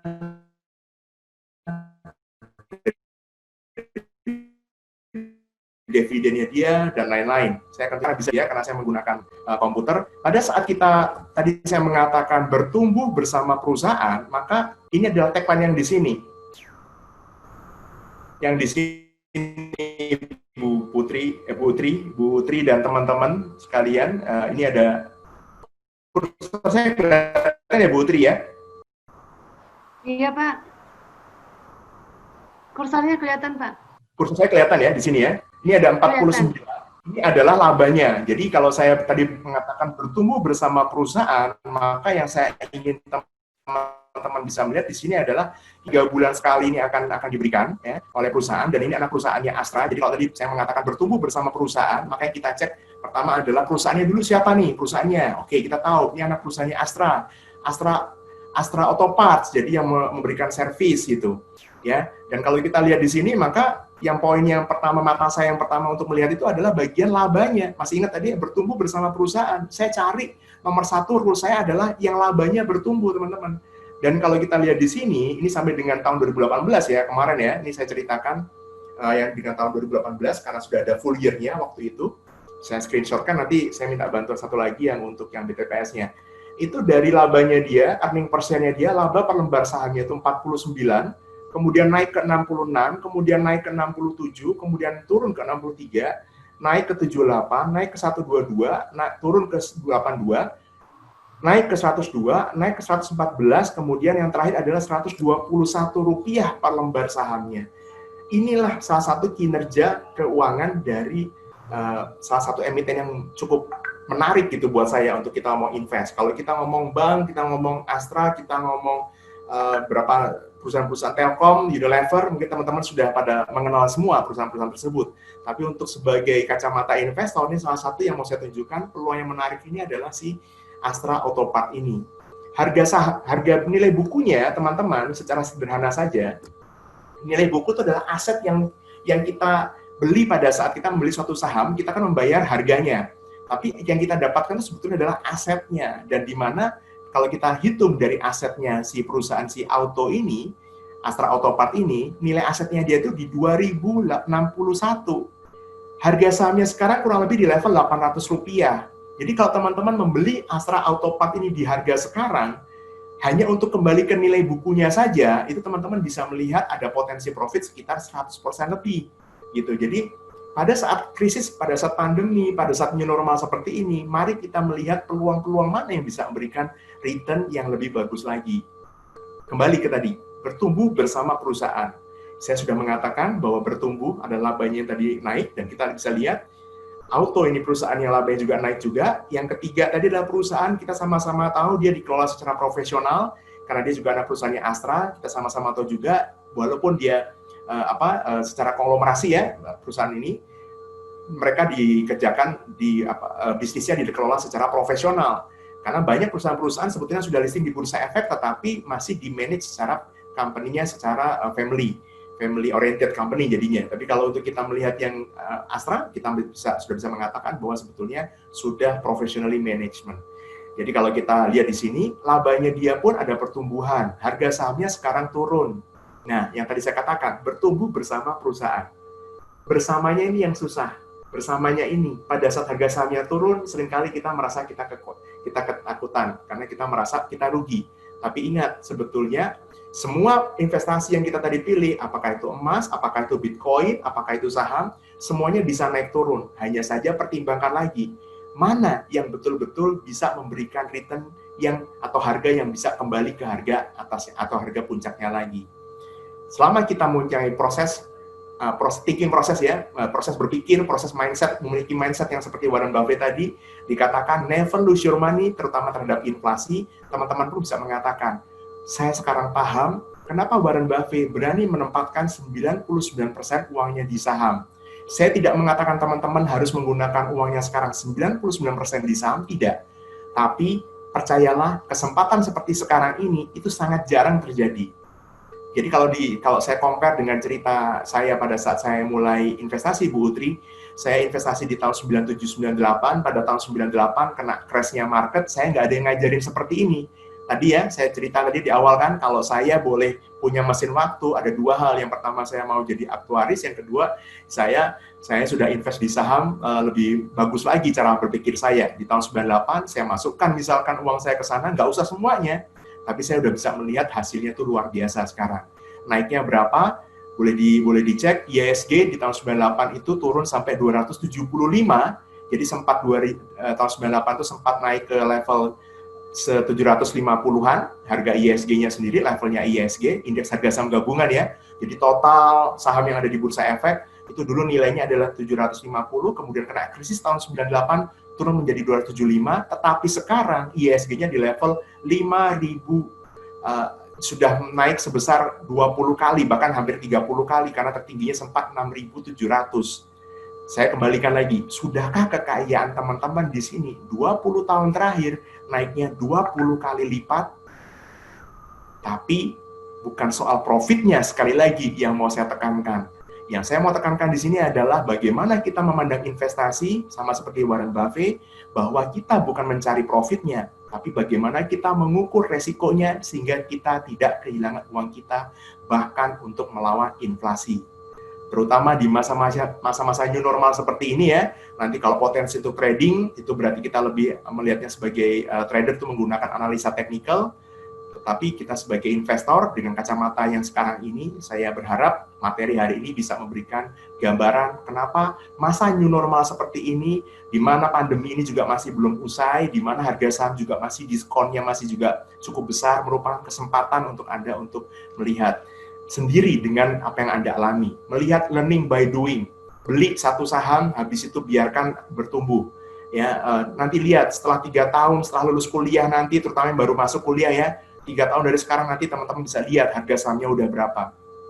Ada salah satu saham saya, favorit saya, dan itu yang boleh dikatakan salah satu saham yang boleh dijadikan patokan untuk indikator ekonomi, itu adalah Bank BRI. Yaitu Bank BRI sekarang tertingginya sempat 4.700, kemarin sempat 2.160, dan hari ini harganya sekitar 3.100. Itu berarti sudah naik 50% dari bawahnya. Saya pun mengatakan setiap kali krisis, salah satu yang saya beli adalah Bank BRI. Jadi silakan buktikan buat teman-teman sendiri, jangan hanya mendengar karena saya memaparkan di sini, tapi buktikan, beli dan jual, jangan jual ya, beli dan pegang selama 3 tahun, kita lihat nanti boleh dicatat teman-teman semua, 200 belasan orang ini, silakan dicatat BRI harga hari ini 3.100. Nanti kalau ketemu lagi dengan saya setahun lagi, 2 tahun lagi, 3 tahun lagi, mari kita lihat harga BRI sudah berapa. Pak, kita harus beli yang saham syariah. Dan di sini saya minta nanti dari teman saya ya, Mbak Ima, Coti Imami, kalau sudah ready untuk share laporan keuangannya BTPS. Jadi salah satu contoh saham yang luar biasa pertumbuhan labanya adalah BTPS. Kalian kita kenalan dikit dengan Mbak Ima. Sambil menunggu Mbak Ima, tempat dan waktu mungkin saya kembalikan ke moderator, Bu Utri. Kita masuk ke sesi tanya jawab. Kalau ada pertanyaan, saya akan bedah lebih dalam lagi nanti di sana. Terima kasih. Semoga bermanfaat buat kita semua. Oh, ini sudah ditampilkan oleh Mbak Ima. Silakan, Mbak Ima. Ini dari ini platform kami yang baru, jadi bisa kelihatan. Kenapa saya minta Mbak Ima? Karena betul-betul real time ya. Jadi teman-teman bisa melihat pergerakannya bagaimana. Kalau tadi kita menggunakannya adalah data-data yang masa lalu dan kemudian saya screen capture. Kalau yang di sini adalah kita bisa melihat laporan keuangannya langsung. Mbak Ima, boleh dibantu ke bagian earning per share-nya? Ini BTPS, ini adalah BTPN syariah. Ini kenapa saya menggunakan ini? Boleh Mbak Ima? Ya, siap. Ke earning per share-nya Mbak Ima, agak atas sedikit. Satu di atasnya itu book value-nya, ya. Betul, sudah itu, sudah cukup. Nah, ada di sini, ada di earning per share-nya, saya bacakan ya, dari kanan boleh digeser ke kanan Mbak Ima. Ininya, ya. Saya bacakan Bapak Ibu, itu EPS-nya dia pertama adalah sekitar 117 ya, kemudian itu sekitar dari tahun 2018, kemudian naik kuartal berikutnya menjadi 121, kemudian naik ke 150, kemudian naik ke 158, digeser lagi Mbak Ima ke sebelah kiri. Nah, ini teman-teman nanti akan melihat laporan keuangan itu akan ada di platformnya RHB. Jadi pada saat teman-teman mencari data akan ada semua di sana. Jadi bacanya kanan ke kiri ya. Laporan keuangan kita selalu membaca dari kanan ke kiri. 150, 158, 169, 211. Ini adalah bank syariah dan hari ini pun lagi naik juga karena kemarin ada berita bank syariah secara umum ya, bank buku 3 siap untuk menginjek dananya juga gitu. Jadi ini ada hari ini juga naik juga. Ini adalah salah satu contoh. Dan yang boleh saya katakan setiap kali saya webinar belakangan ini saya selalu gunakan adalah BTPS ini. Karena pada saat labanya naik, teman-teman kembali ke tadi, 3 poin tadi. Bertumbuh bersama perusahaan. Ini BTPS ini, bank syariah ini, labanya setiap kuartal naik terus. Ya. Kemudian kalau kita lihat dari perusahaannya dikelola secara profesional juga. Pertanyaannya tinggal yang bersamanya. Maukah teman-teman bersama-sama BTPS pada saat harga sahamnya jatuh kemarin? Mbak Ima boleh dilihatkan chartnya BTPS mungkin? Ke bagian chartnya, ya, di chartnya BTPS, nanti teman-teman bisa lihat. Maukah teman-teman pada saat kemarin, ya, sahamnya jatuh ke 1.900, maukah teman-teman investasi di sana? Gitu. Kalau sekarang harga sahamnya berapa ya? Nah, nanti di chartnya. Ini ada beberapa materi, seperti hari ini pun saya tadi nanti akan ada tiga webinar. Ini webinar pertama saya, kemudian nanti ada webinar berikutnya juga. Ya.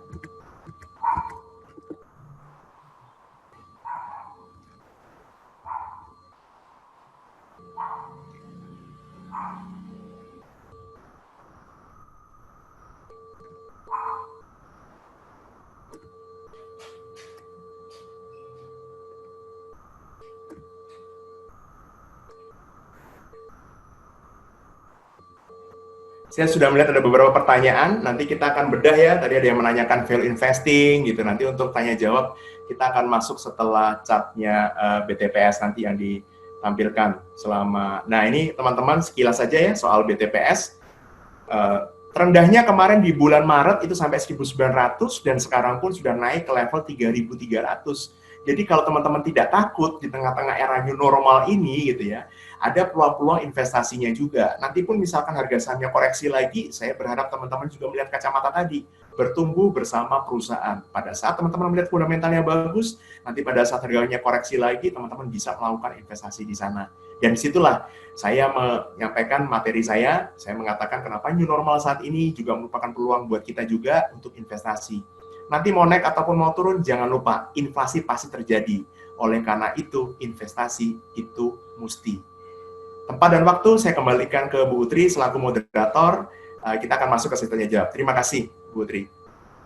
Terima kasih banyak, Pak. Wah, ini kata quote yang terakhir itu menarik sekali ya, Pak ya. Inflasi pasti terjadi, tapi investasi adalah mesti, gitu ya, Pak ya. Betul. Itu kata kuncinya. Oke, ya betul. Sudah ada beberapa pertanyaan saya lihat. Dari tadi di tengah-tengah juga ada yang raise hand. Jadi kalau bagi yang peserta yang tadinya raise hand dan ini nanti kita akan beri kesempatan untuk langsung menanyakan, tetapi kalau misalnya ini ditulis aja di grup chatnya ya. Baik, dari yang pertama ada pertanyaan ini dari Afif, ini mahasiswa ITERA ini kayaknya, bagaimana merubah mindset saving menjadi investing? Dan untuk keadaan pasar yang tidak menentu seperti ini dan tidak tahu sampai kapan, apakah saham tetap menjadi pilihan yang relatif aman? Mungkin yang satu itu dulu ya Pak ya? Bagaimana ditampung atau gimana, Pak? Saving, menjadi investing gitu ya. Terima kasih. Terima kasih untuk pertanyaannya. Mindset saving menjadi investing sebetulnya kalau tagline dari bursa itu dikatakan kata-katanya menjadi begini, Bu Utri, dan tadi untuk mahasiswa atau mahasiswi atau teman-teman tadi yang bertanya tadi, untuk si penanya tadi, ada istilah yuk nabung saham. Gitu ya, kalau dengar kata-kata yuk nabung saham kok kayaknya kok nggak pas ya, ada yang berdebat kalau saham itu bukan untuk nabung gitu ya. Nah sekarang saya bertanya teman-teman, saya tidak akan bisa menjawab langsung mindsetnya berubahnya bagaimana, tapi saya selalu menceritakan, saya mengajak teman-teman tadi terutama Pak Afif tadi ya, saudara Afif tadi ya, betul kalau saya tidak salah ya, kurang lebih ya namanya, saya mohon maaf kalau saya salah menyebutkan ya. Tadi yang untuk yang penanya tadi, mari kita lihat satu hal.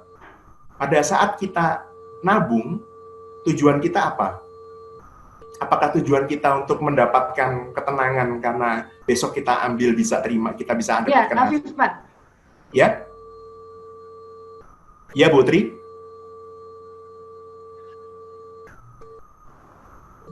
Sorry, saya nggak dengar Bu Tri tadi. Yang terakhir, gimana Bu Tri?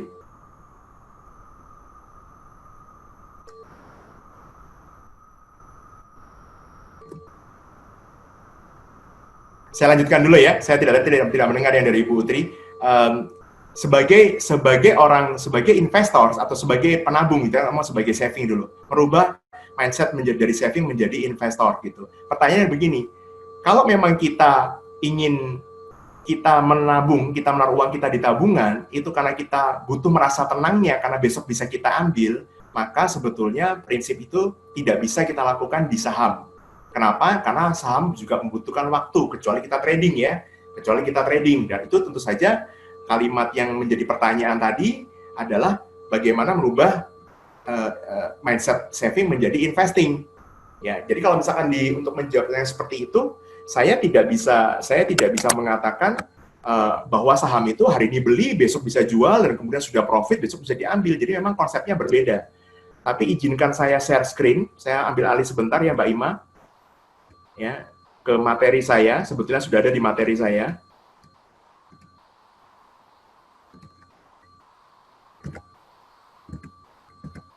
Saya izin untuk saya share screen. Apakah sudah tertampil di slide, di layar? Sudah, Pak. Sudah ya, terima kasih. Nah, ini sudah ada di materi juga. Ini yang mau saya sampaikan ke teman-teman. Mari kita baca bareng-bareng gitu ya, bersama-sama. How many millionaires do you know who have become wealthy by investing in saving accounts? I raise my case. Berapa banyak miliarder, kalau jutawan di Indonesia nggak pas, million itu kan juta. Berapa banyak miliarder yang Anda tahu yang menjadi kaya karena invest di saving accounts? Kalau memang ada yang berhasil invest di saving accounts ya, maka hasilnya adalah silahkan Anda saving saja, nggak masalah. Jadi buat yang penanya tadi, saya tidak bisa memberikan bagaimana mindset-nya berubah, tapi marilah kita berhadapan dengan realita, ada tidak yang Anda kenal seperti ini? Ada tidak yang Anda mengenal orang yang menjadi miliarder gitu ya, karena dia hanya nabung saja? Sekali lagi, prinsip kita untuk hari ini, yang seperti Warren Buffett mengatakan, itu bukan masalah make money, bukan masalah bukan masalah cuannya, bukan masalah profitnya saja, tapi bagaimana kita tidak kehilangan uang kita. Tapi kalau dari Robert J. Allen ini, tambahan saja, bahwa ternyata dia mempunyai suatu pertanyaan yang harus dijawab dan buat kita tuh kayak istilahnya apa ya, benar-benar buka mata gitu. Jadi kalau Anda ada yang tahu orang yang berhasil menjadi kaya, atau nanti Anda sebagai aktuaris gitu ya, sebagai aktuaris dan kemudian Anda bisa mengukur, ini orang nggak perlu invest kok untuk bisa mengalahkan inflasi. Nah ini kalimat yang buat teman-teman ya, nanti terutama teman-teman, karena hari ini buat saya menarik sekali, karena pesertanya adalah dari kalangan yang buat saya harusnya di sana gitu, waktu kalau misalkan saya punya mesin waktu gitu ya.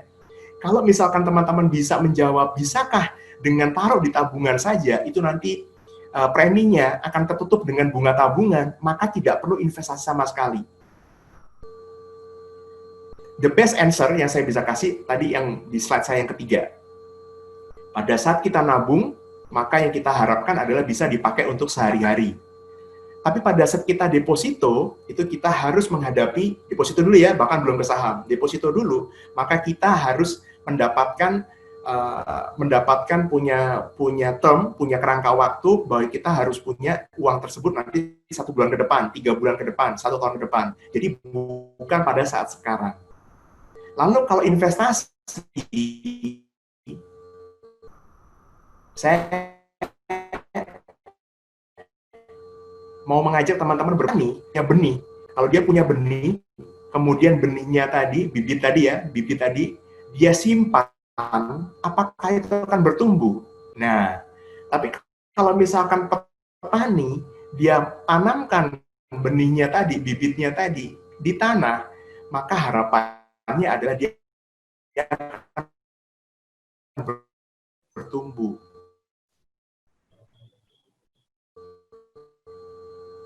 Untuk penanya tadi suka durian, apakah kita beli durian tiap tahun?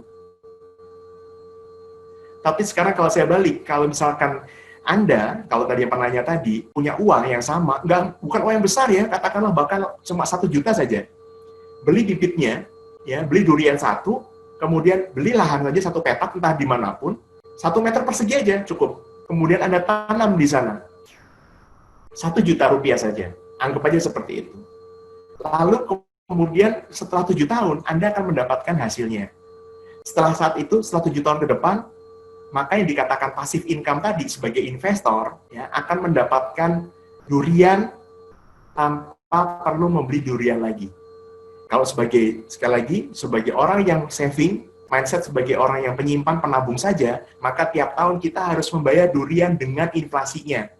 Tapi kalau kita investasi, kita itu menanam pohon durian ya, dan kemudian setelah 7 tahun kita sambil nanam, kita sambil menunggu waktu, kita akan mendapatkan passive income-nya, alias buah duriannya, tanpa harus membeli durian lagi. Jadi, konsep berinvestasi itu adalah mendapatkan passive income dari dividennya. Sama seperti kita investasi di properti. Perlu saya tekankan lagi, bedanya kalau kita beli emas, tadi ya, kembali ke tadi, kalau kita nabung emas, bisa nggak kita dapetin bunga? Mendapatkan uang sewa dari emas, tidak bisa. Tapi kalau kita nabung rumah, beli rumah dan kemudian kita simpan, itu kita akan mendapatkan uang sewa. Jadi properti pun salah satu investasi. Tapi kalau investor, kita ngomong di saham juga sama. Karena kalau harga sahamnya nggak naik, perusahaannya masih bertumbuh labanya, maka yang akan dibagikan berikutnya adalah dividennya dari hasil laba tahun sebelumnya. Dan disitulah kita mendapatkan passive income juga, alias buah duriannya tadi. Jadi tagline dari saya adalah bagaimana merubah mindset dari seorang saving menjadi seorang investor. Mari kita berkaca dari petani. Petani itu menanamkan benih, bukan menabung benih. Menanamkan benih agar nanti bertumbuh dan kemudian pada tahun kesekian dia mendapatkan passive income. Semoga menjawab pertanyaan yang tadi. Ya. Nah, terima kasih Pak. Kita lanjut mungkin ke pertanyaan berikutnya. Ini dari Dina, IAIN. Untuk saat ini berarti lebih aman investasi saham daripada trading saham ya Pak? Iya. Oke. Hey, terima kasih. Mungkin sekalian Pak nyambung Pak ini dengan kayaknya sudah trading kalau ini ya, sudah invest atau trading ini udah nih kayaknya. Oke. Siap. Oke. Kalau ini jawabannya memang betul-betul menjadi new normal. Jadi gini, terima kasih untuk penanya ini gitu ya. Itu materinya biasanya saya bawakan di setiap hari Rabu. Setiap hari Rabu jam 12. Nah, biasanya jam 12.15 saya akan membawakan materi untuk trading secara skala nasional. Nanti teman-teman kalau sudah jadi nasabah nanti akan di-invite oleh Mbak Ima itu ya, diberitahukan karena harus mendaftar. Biasanya kita cuma kuotanya 350 orang. Itu biasanya habis dalam 1 jam gitu. Jadi silakan nanti next time kalau sudah jadi nasabah nanti akan diberikan info oleh Mbak Ima nanti ya. Oke, saya lanjutkan dulu yang soal tadi nih. Saya akan menjawabnya seperti apa. Jadi kalau ditanya apakah sekarang lebih aman menjadi investor, apakah lebih aman menjadi seorang trader di tengah-tengah kondisi pandemi seperti ini, pertanyaannya saya balik. Berapa lamakah waktu yang Anda punya? Contoh, misalkan, kalau sebagai investor, saya mengharapkan teman-teman di sini punya rentang waktu sampai 2 tahun. Tadi kenapa saya mengatakan buat yang baru masuk, coba deh buka akun, kemudian beli saham BRI ya, atau misalkan BTPS ya, BTPS tadi Bank Tabungan Pensiunan Nasional Syariah ya, itu bank syariah juga, atau hoki Buyung Putra Sembada tadi nanti di-invest karena siapapun butuh beras kan, kita kan makan nasi, orang Indonesia makan nasi, otomatis ya harusnya ya nanti pada akhirnya juga naik juga itu sahamnya. Kembali ke tadi soal saham yang bagus adalah perusahaan yang memproduksi barang-barang yang kita butuhkan secara massal dan dibeli juga setiap hari, itu yang paling penting.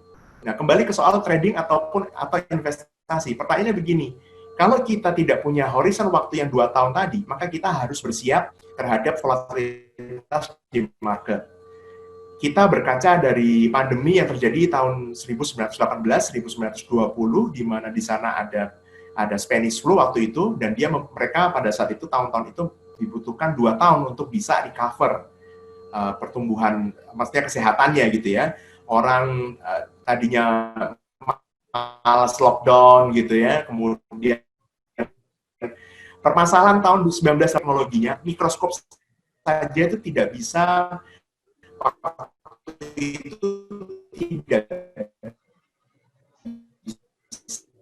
melihat ke level diri. Dan kalau kita lihat dari orangnya juga sama, orang-orang pada zaman itu merasa tidak perlu untuk melihat kondisi yang harusnya itu menjaga jarak, social distancing, karantina gitu ya, maka terjadi sampai third wave.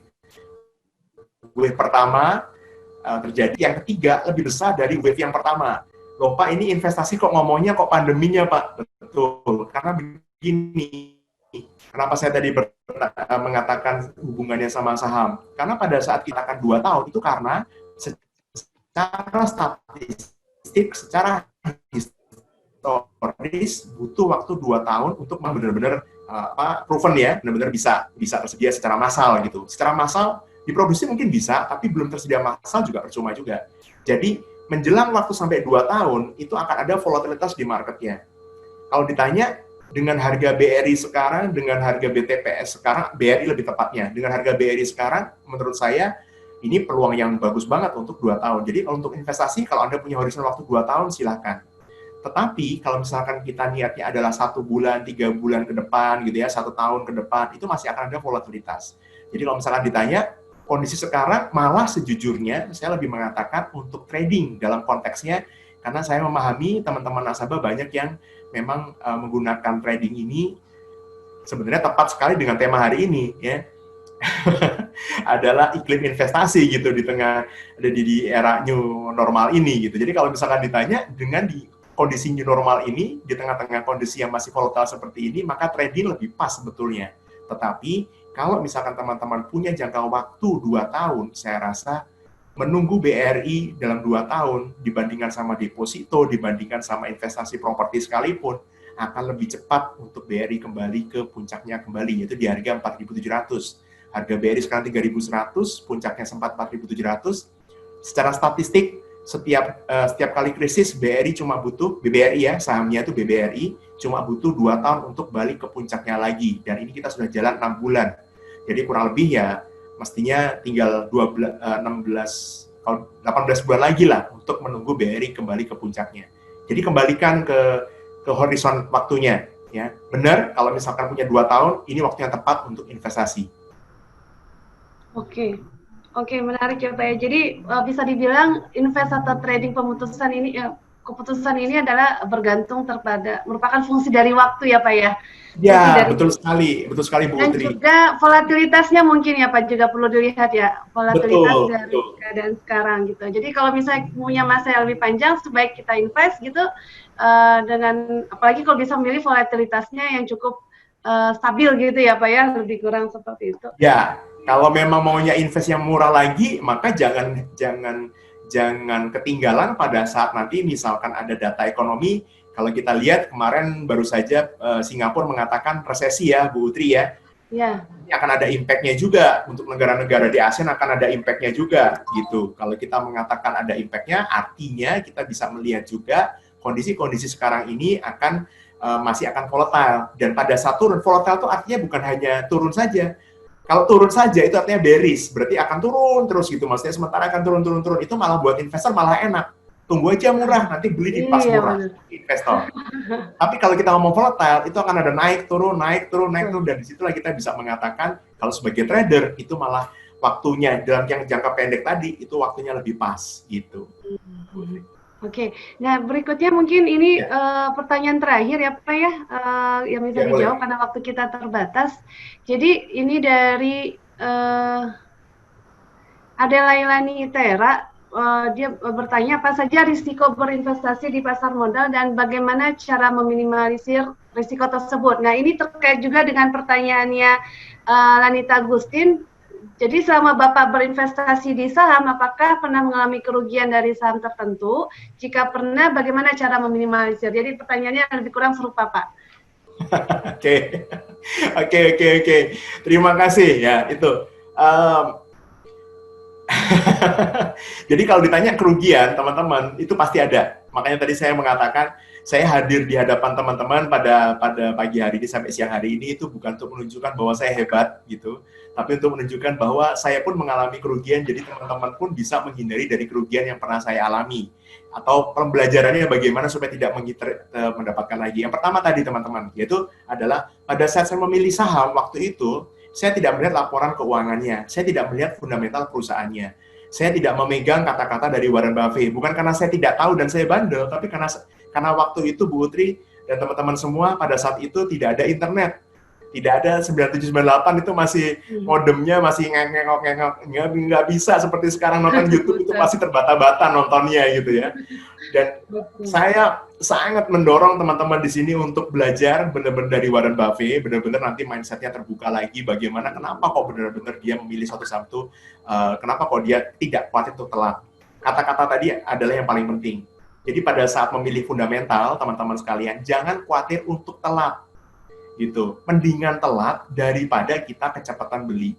Contohnya misalkan, sekarang ada perusahaan-perusahaan mungkin sektor-sektor yang masih kena imbasnya ya, dan kemudian labanya pun turun. Kalau Warren Buffett itu tidak mau beli, contohnya adalah Airlines gitu. Dia buang semua sahamnya. Jadi pada saat dia, walaupun habis dia buang sahamnya, dia cut loss sahamnya, kemudian harga sahamnya terbang pun, dia tidak merasa kecewa. Kenapa? Karena dia tahu bahwa untuk perusahaan-perusahaan airlines, dan kita sama-sama tahu persis, Singapore Airlines pun yang dimana termasuk salah satu perusahaan yang dianggap paling bagus di dunia ini, gitu ya, ternyata harus membukukan kerugian dan dia pun harus ditolong oleh pemerintah. Jadi di tengah-tengah kondisi new normal ini, kita harus benar-benar jeli memilih perusahaan-perusahaan mana yang masih diuntungkan. Contohnya, tadi ini termasuk meminimalisir resiko kerugiannya itu. Pertama adalah carilah labanya yang positif, yang terus bertumbuh seperti BTPS tadi gitu ya. Yang kedua adalah pada saat setiap kali krisis itu bagaimanapun tetap akan ada sektor-sektor yang bukan diuntungkan tapi mendapatkan impact positif ya. Impact positif itu bukan berarti harus langsung profit perusahaannya, tidak, tapi ternyata dia makin banyak digunakan produknya atau jasanya. Contohnya apa? Salah satunya adalah obat-obatan. Sido misalkan. Sido muncul, itu jamu. Kemudian ada Kalbe Farma, itu produsen ini ya, suplemen, kemudian obat juga gitu. Itu kemarin saya juga ngajak beli di Kalbe Farma di harga 1.475, ini sudah naik ke 1.500. Buat yang trading, ya saya udah mengatakan, ya ini take profit aja, kan sudah profit 3% lebih itu profitnya. Kemarin sempat 1.520 kalau saya nggak salah, 1.510 lah paling tidak. Dari kurang lebih 3% ada ya, plus minus di sana. Jadi kalau memang untuk kita trading, maka kita menggunakan chart sebisa mungkin menyamasil kerugiannya itu dari chartnya apakah memang cukup rendah atau tidak kita membelinya, yaitu bisa pakai support, bisa pakai beberapa indikator stokastik, RSI dan lain-lain. Itu di sesi teknikal nanti mungkin kita akan bedah lebih dalam. Tetapi kalau kita mengatakan secara umum, bagaimana kita supaya tidak rugi secara besar-besaran, itu selalu kembali ke fundamentalnya. Jadi buat Bu Lanita, kemudian buat teman tadi yang juga bertanya mungkin kurang lebih mirip gitu ya, maka saya hanya bisa mengatakan selalu kembali ke fundamental suatu perusahaan. Mohon diingat, bertumbuh bersama perusahaan. Selama memang labanya masih bertumbuh, maka buat saya itu perusahaannya masih cukup layak untuk kita investasikan. By the way, setelah pengalaman saya bertahun-tahun ini, saya cuma membagi ke dalam 2 jenis saham. Kalau teman-teman yang sudah invest nih, kayaknya beberapa sudah invest akan mendengar kata-kata saham blue chip, saham mid cap, kemudian saham small cap gitu ya. Kalau saya cuma ada 2 jenis saham. Saham pertama adalah saham layak investasi, saham kedua adalah saham yang cuma layak trading. Saham layak investasi itu sangat nyaman untuk ditradingkan. Tapi saham yang cuma layak trading alias labanya tidak bertumbuh, jangan coba-coba untuk diinvestasikan. Karena kalau turunnya bisa besar sekali. Nah itulah kenapa untuk penanya tadi, Bu Lanita Agustin, ya saya harap bisa menjawab. Selalu kembali ke fundamentalnya kalau Anda tidak siap untuk menghadapi rugi yang besar. Karena kenapa? Kalau fundamentalnya bagus, dia masih punya laba, maka walaupun harga sahamnya turun, kalau Anda pegang, Anda masih akan mendapatkan dividen. Contohnya adalah PTBA.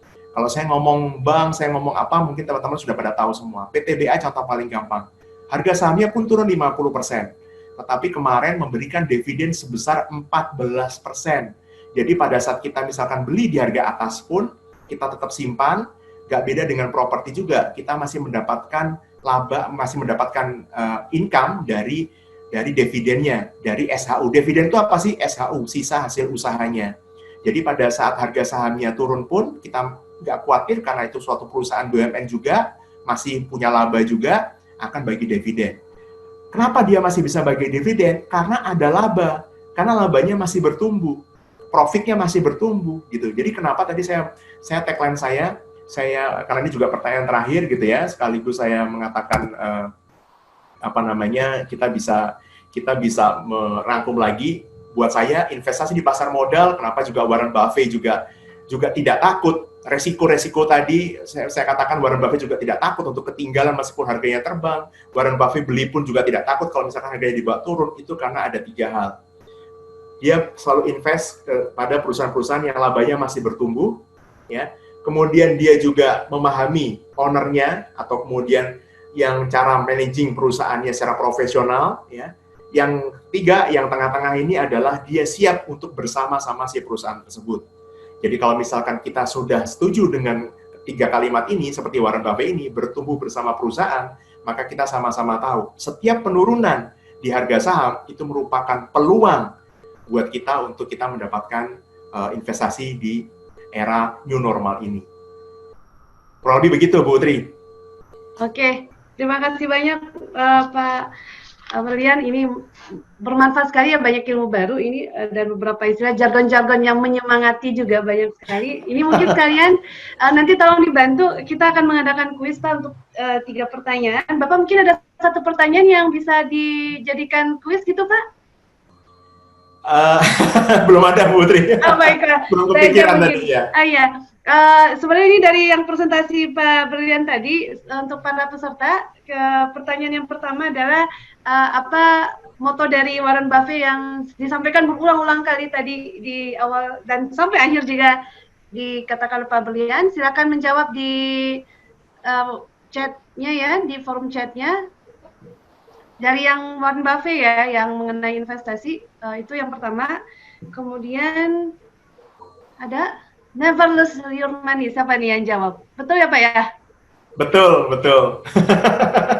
Never forget number 1 ya. Yang beruntung adalah Lanita Agustin. Lanita Agustin ya. Kemudian pertanyaan yang kedua, siap-siap. Moto yang dikasih tahu oleh Pak Berlian dari yang di-quote dari warung Babe tadi. Apa? Silakan. Ini menjadi konsep dasar dalam berinvestasi apa ya? Betul sekali. Silakan jawab di grup chatnya.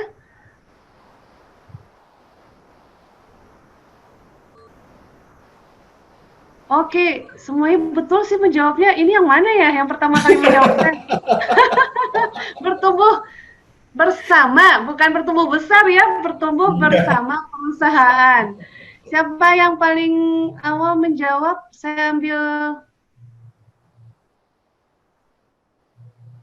Oke, ya mungkin ini ya, yang di awal itu adalah Yuzi Azatilah, saya rasa ya. Yuzi Azatilah, selamat ya. Dan yang ketiga, mungkin dari Pak Berlian ada sesuatu yang menurut Pak Berlian penting untuk di ini? Pertanyaan yang ketiga, Pak. Ada yang masih ingat tadi yang berkaitan di moto saya yang diulang sama Bu Utri tadi yang soal hubungan inflasi dengan investasi? Oke, silakan menjawab apa hubungan inflasi dengan investasi tadi. Cuma satu kalimat aja tadi. Iya, betul. Iya, sudah ada yang menjawab tadi itu. Siapa itu, Pak? Inflasi itu pasti, tetapi investasi itu adalah mesti ya. Mesti, tadi yang mesti tadi itu. Ya. Betul ya, Pak ya? Betul ya, Pak? Yang mesti tadi ya. Kalimat saya tadi pakai kata mesti. Jadi ini ada rimanya sebetulnya. Inflasi itu pasti terjadi, tapi investasi mesti. Investasi itu pasti, ya. Betul tadi. Winnie. Iya, Winnie apa ya? Winnie. Jadi selamat untuk Winnie. Nanti akan dihubungi oleh panitia. Baiklah, terima kasih banyak sekali lagi untuk para peserta atas kehadirannya. Kemudian partisipasinya, antusiasmenya banyak sekali. Apa ya? Ini pertanyaannya sebenarnya banyak sekali karena memang menarik sekali dalam suasana seperti ini untuk berinvestasi atau mungkin hanya sekedar trading saja. Jadi mungkin saya coba rangkumkan apa yang langkah-langkah yang harus kita lakukan pada saat kita mau melakukan atau memutuskan untuk investasi adalah saya benar-benar setuju dengan yang tadi mengatakan bahwa bertumbuh bersama perusahaan karena kata kuncinya yang susah juga itu adalah bersama melewati suka duka sebenarnya lebih tepatnya ya Pak ya. Jadi tidak sekedar bahwa kita hanya mengharapkan keuntungan tetapi sesungguhnya lawanlah inflasi gitu. Ketika kita sudah mampu untuk melawan inflasi tidak kehilangan uang karena itu maka sesungguhnya profit itu sendiri akan mengikuti nantinya begitu ya Pak ya. Jadi itu dan yang pasti kita juga tidak harus benar-benar jeli dalam melihat mengenali perusahaannya sehingga kita tidak salah untuk menginvestasikan di sana. Dan ketika sudah memutuskan untuk investasi sebenarnya kata kuncinya juga adalah bersabarlah karena pasti akan melewati naik turunnya fluktuasi dari untung rugi itu sendiri. Jadi tapi apapun itu semuanya penuh dengan risiko. Kemampuan kita untuk mampu untuk mengelola risiko itulah yang harus perlu dipertajam juga. Mungkin bagi rekan-rekan adik-adik yang berada di sains aktuaria atau yang serupa itu sebenarnya adalah peluang untuk membantu orang-orang yang ingin berinvestasi kah atau trading kah, bagaimana cara untuk menentukan risikonya nanti. Mungkin suatu saat nanti kita bisa berkontribusi di sana. Pasti itu insya Allah ya. Saya rasa itu dari saya. Terima kasih kembali Berlian. Semoga tidak kapok kalau kami sama-sama Bu Tri. Nanti mungkin juga kita berharap kedepannya juga ada kolaborasi riset gitu ya antara kami dengan para pihak praktisi gitu. Kemudian yang lain juga tetap semangat untuk terus berkarya, untuk terus belajar, untuk memperoleh ilmu sebanyak-banyaknya dan untuk kemaslahatan masyarakat sebesar-besarnya. Demikian dari saya, mudah-mudahan webinar hari ini bermanfaat. Terima kasih atas perhatiannya, tetap jaga kesehatan, ikuti selalu protokol kesehatan supaya kita bisa mengalahkan pandemi corona pada saat ini yang lagi kita hadapi. Terima kasih. Assalamualaikum warahmatullahi wabarakatuh. Saya kembalikan ke MC. Terima kasih semuanya, semoga bermanfaat. Alhamdulillah, terima kasih banyak Pak. Bermanfaat Pak. Oke, terima kasih sekali lagi kepada Bapak Berlian atas materi yang telah disampaikan dan juga untuk Ibu Utriweni yang telah memoderatori kita selama sesi pemateri tadi ya. Oke, baik. Hadirin sekalian, kita sudah sampai di penghujung acara. Namun sebelum mengakhiri kegiatan webinar pada hari ini, saya meminta pada hadirin untuk mengaktifkan kamera agar bisa didokumentasikan oleh panitia.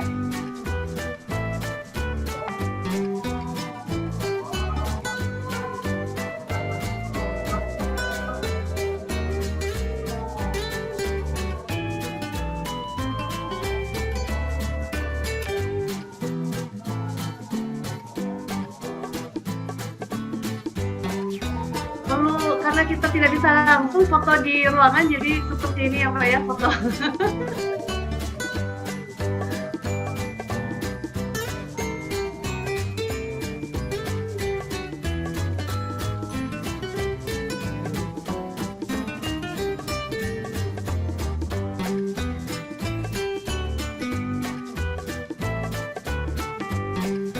Oke, baik. Terima kasih atas perhatian dan partisipasinya.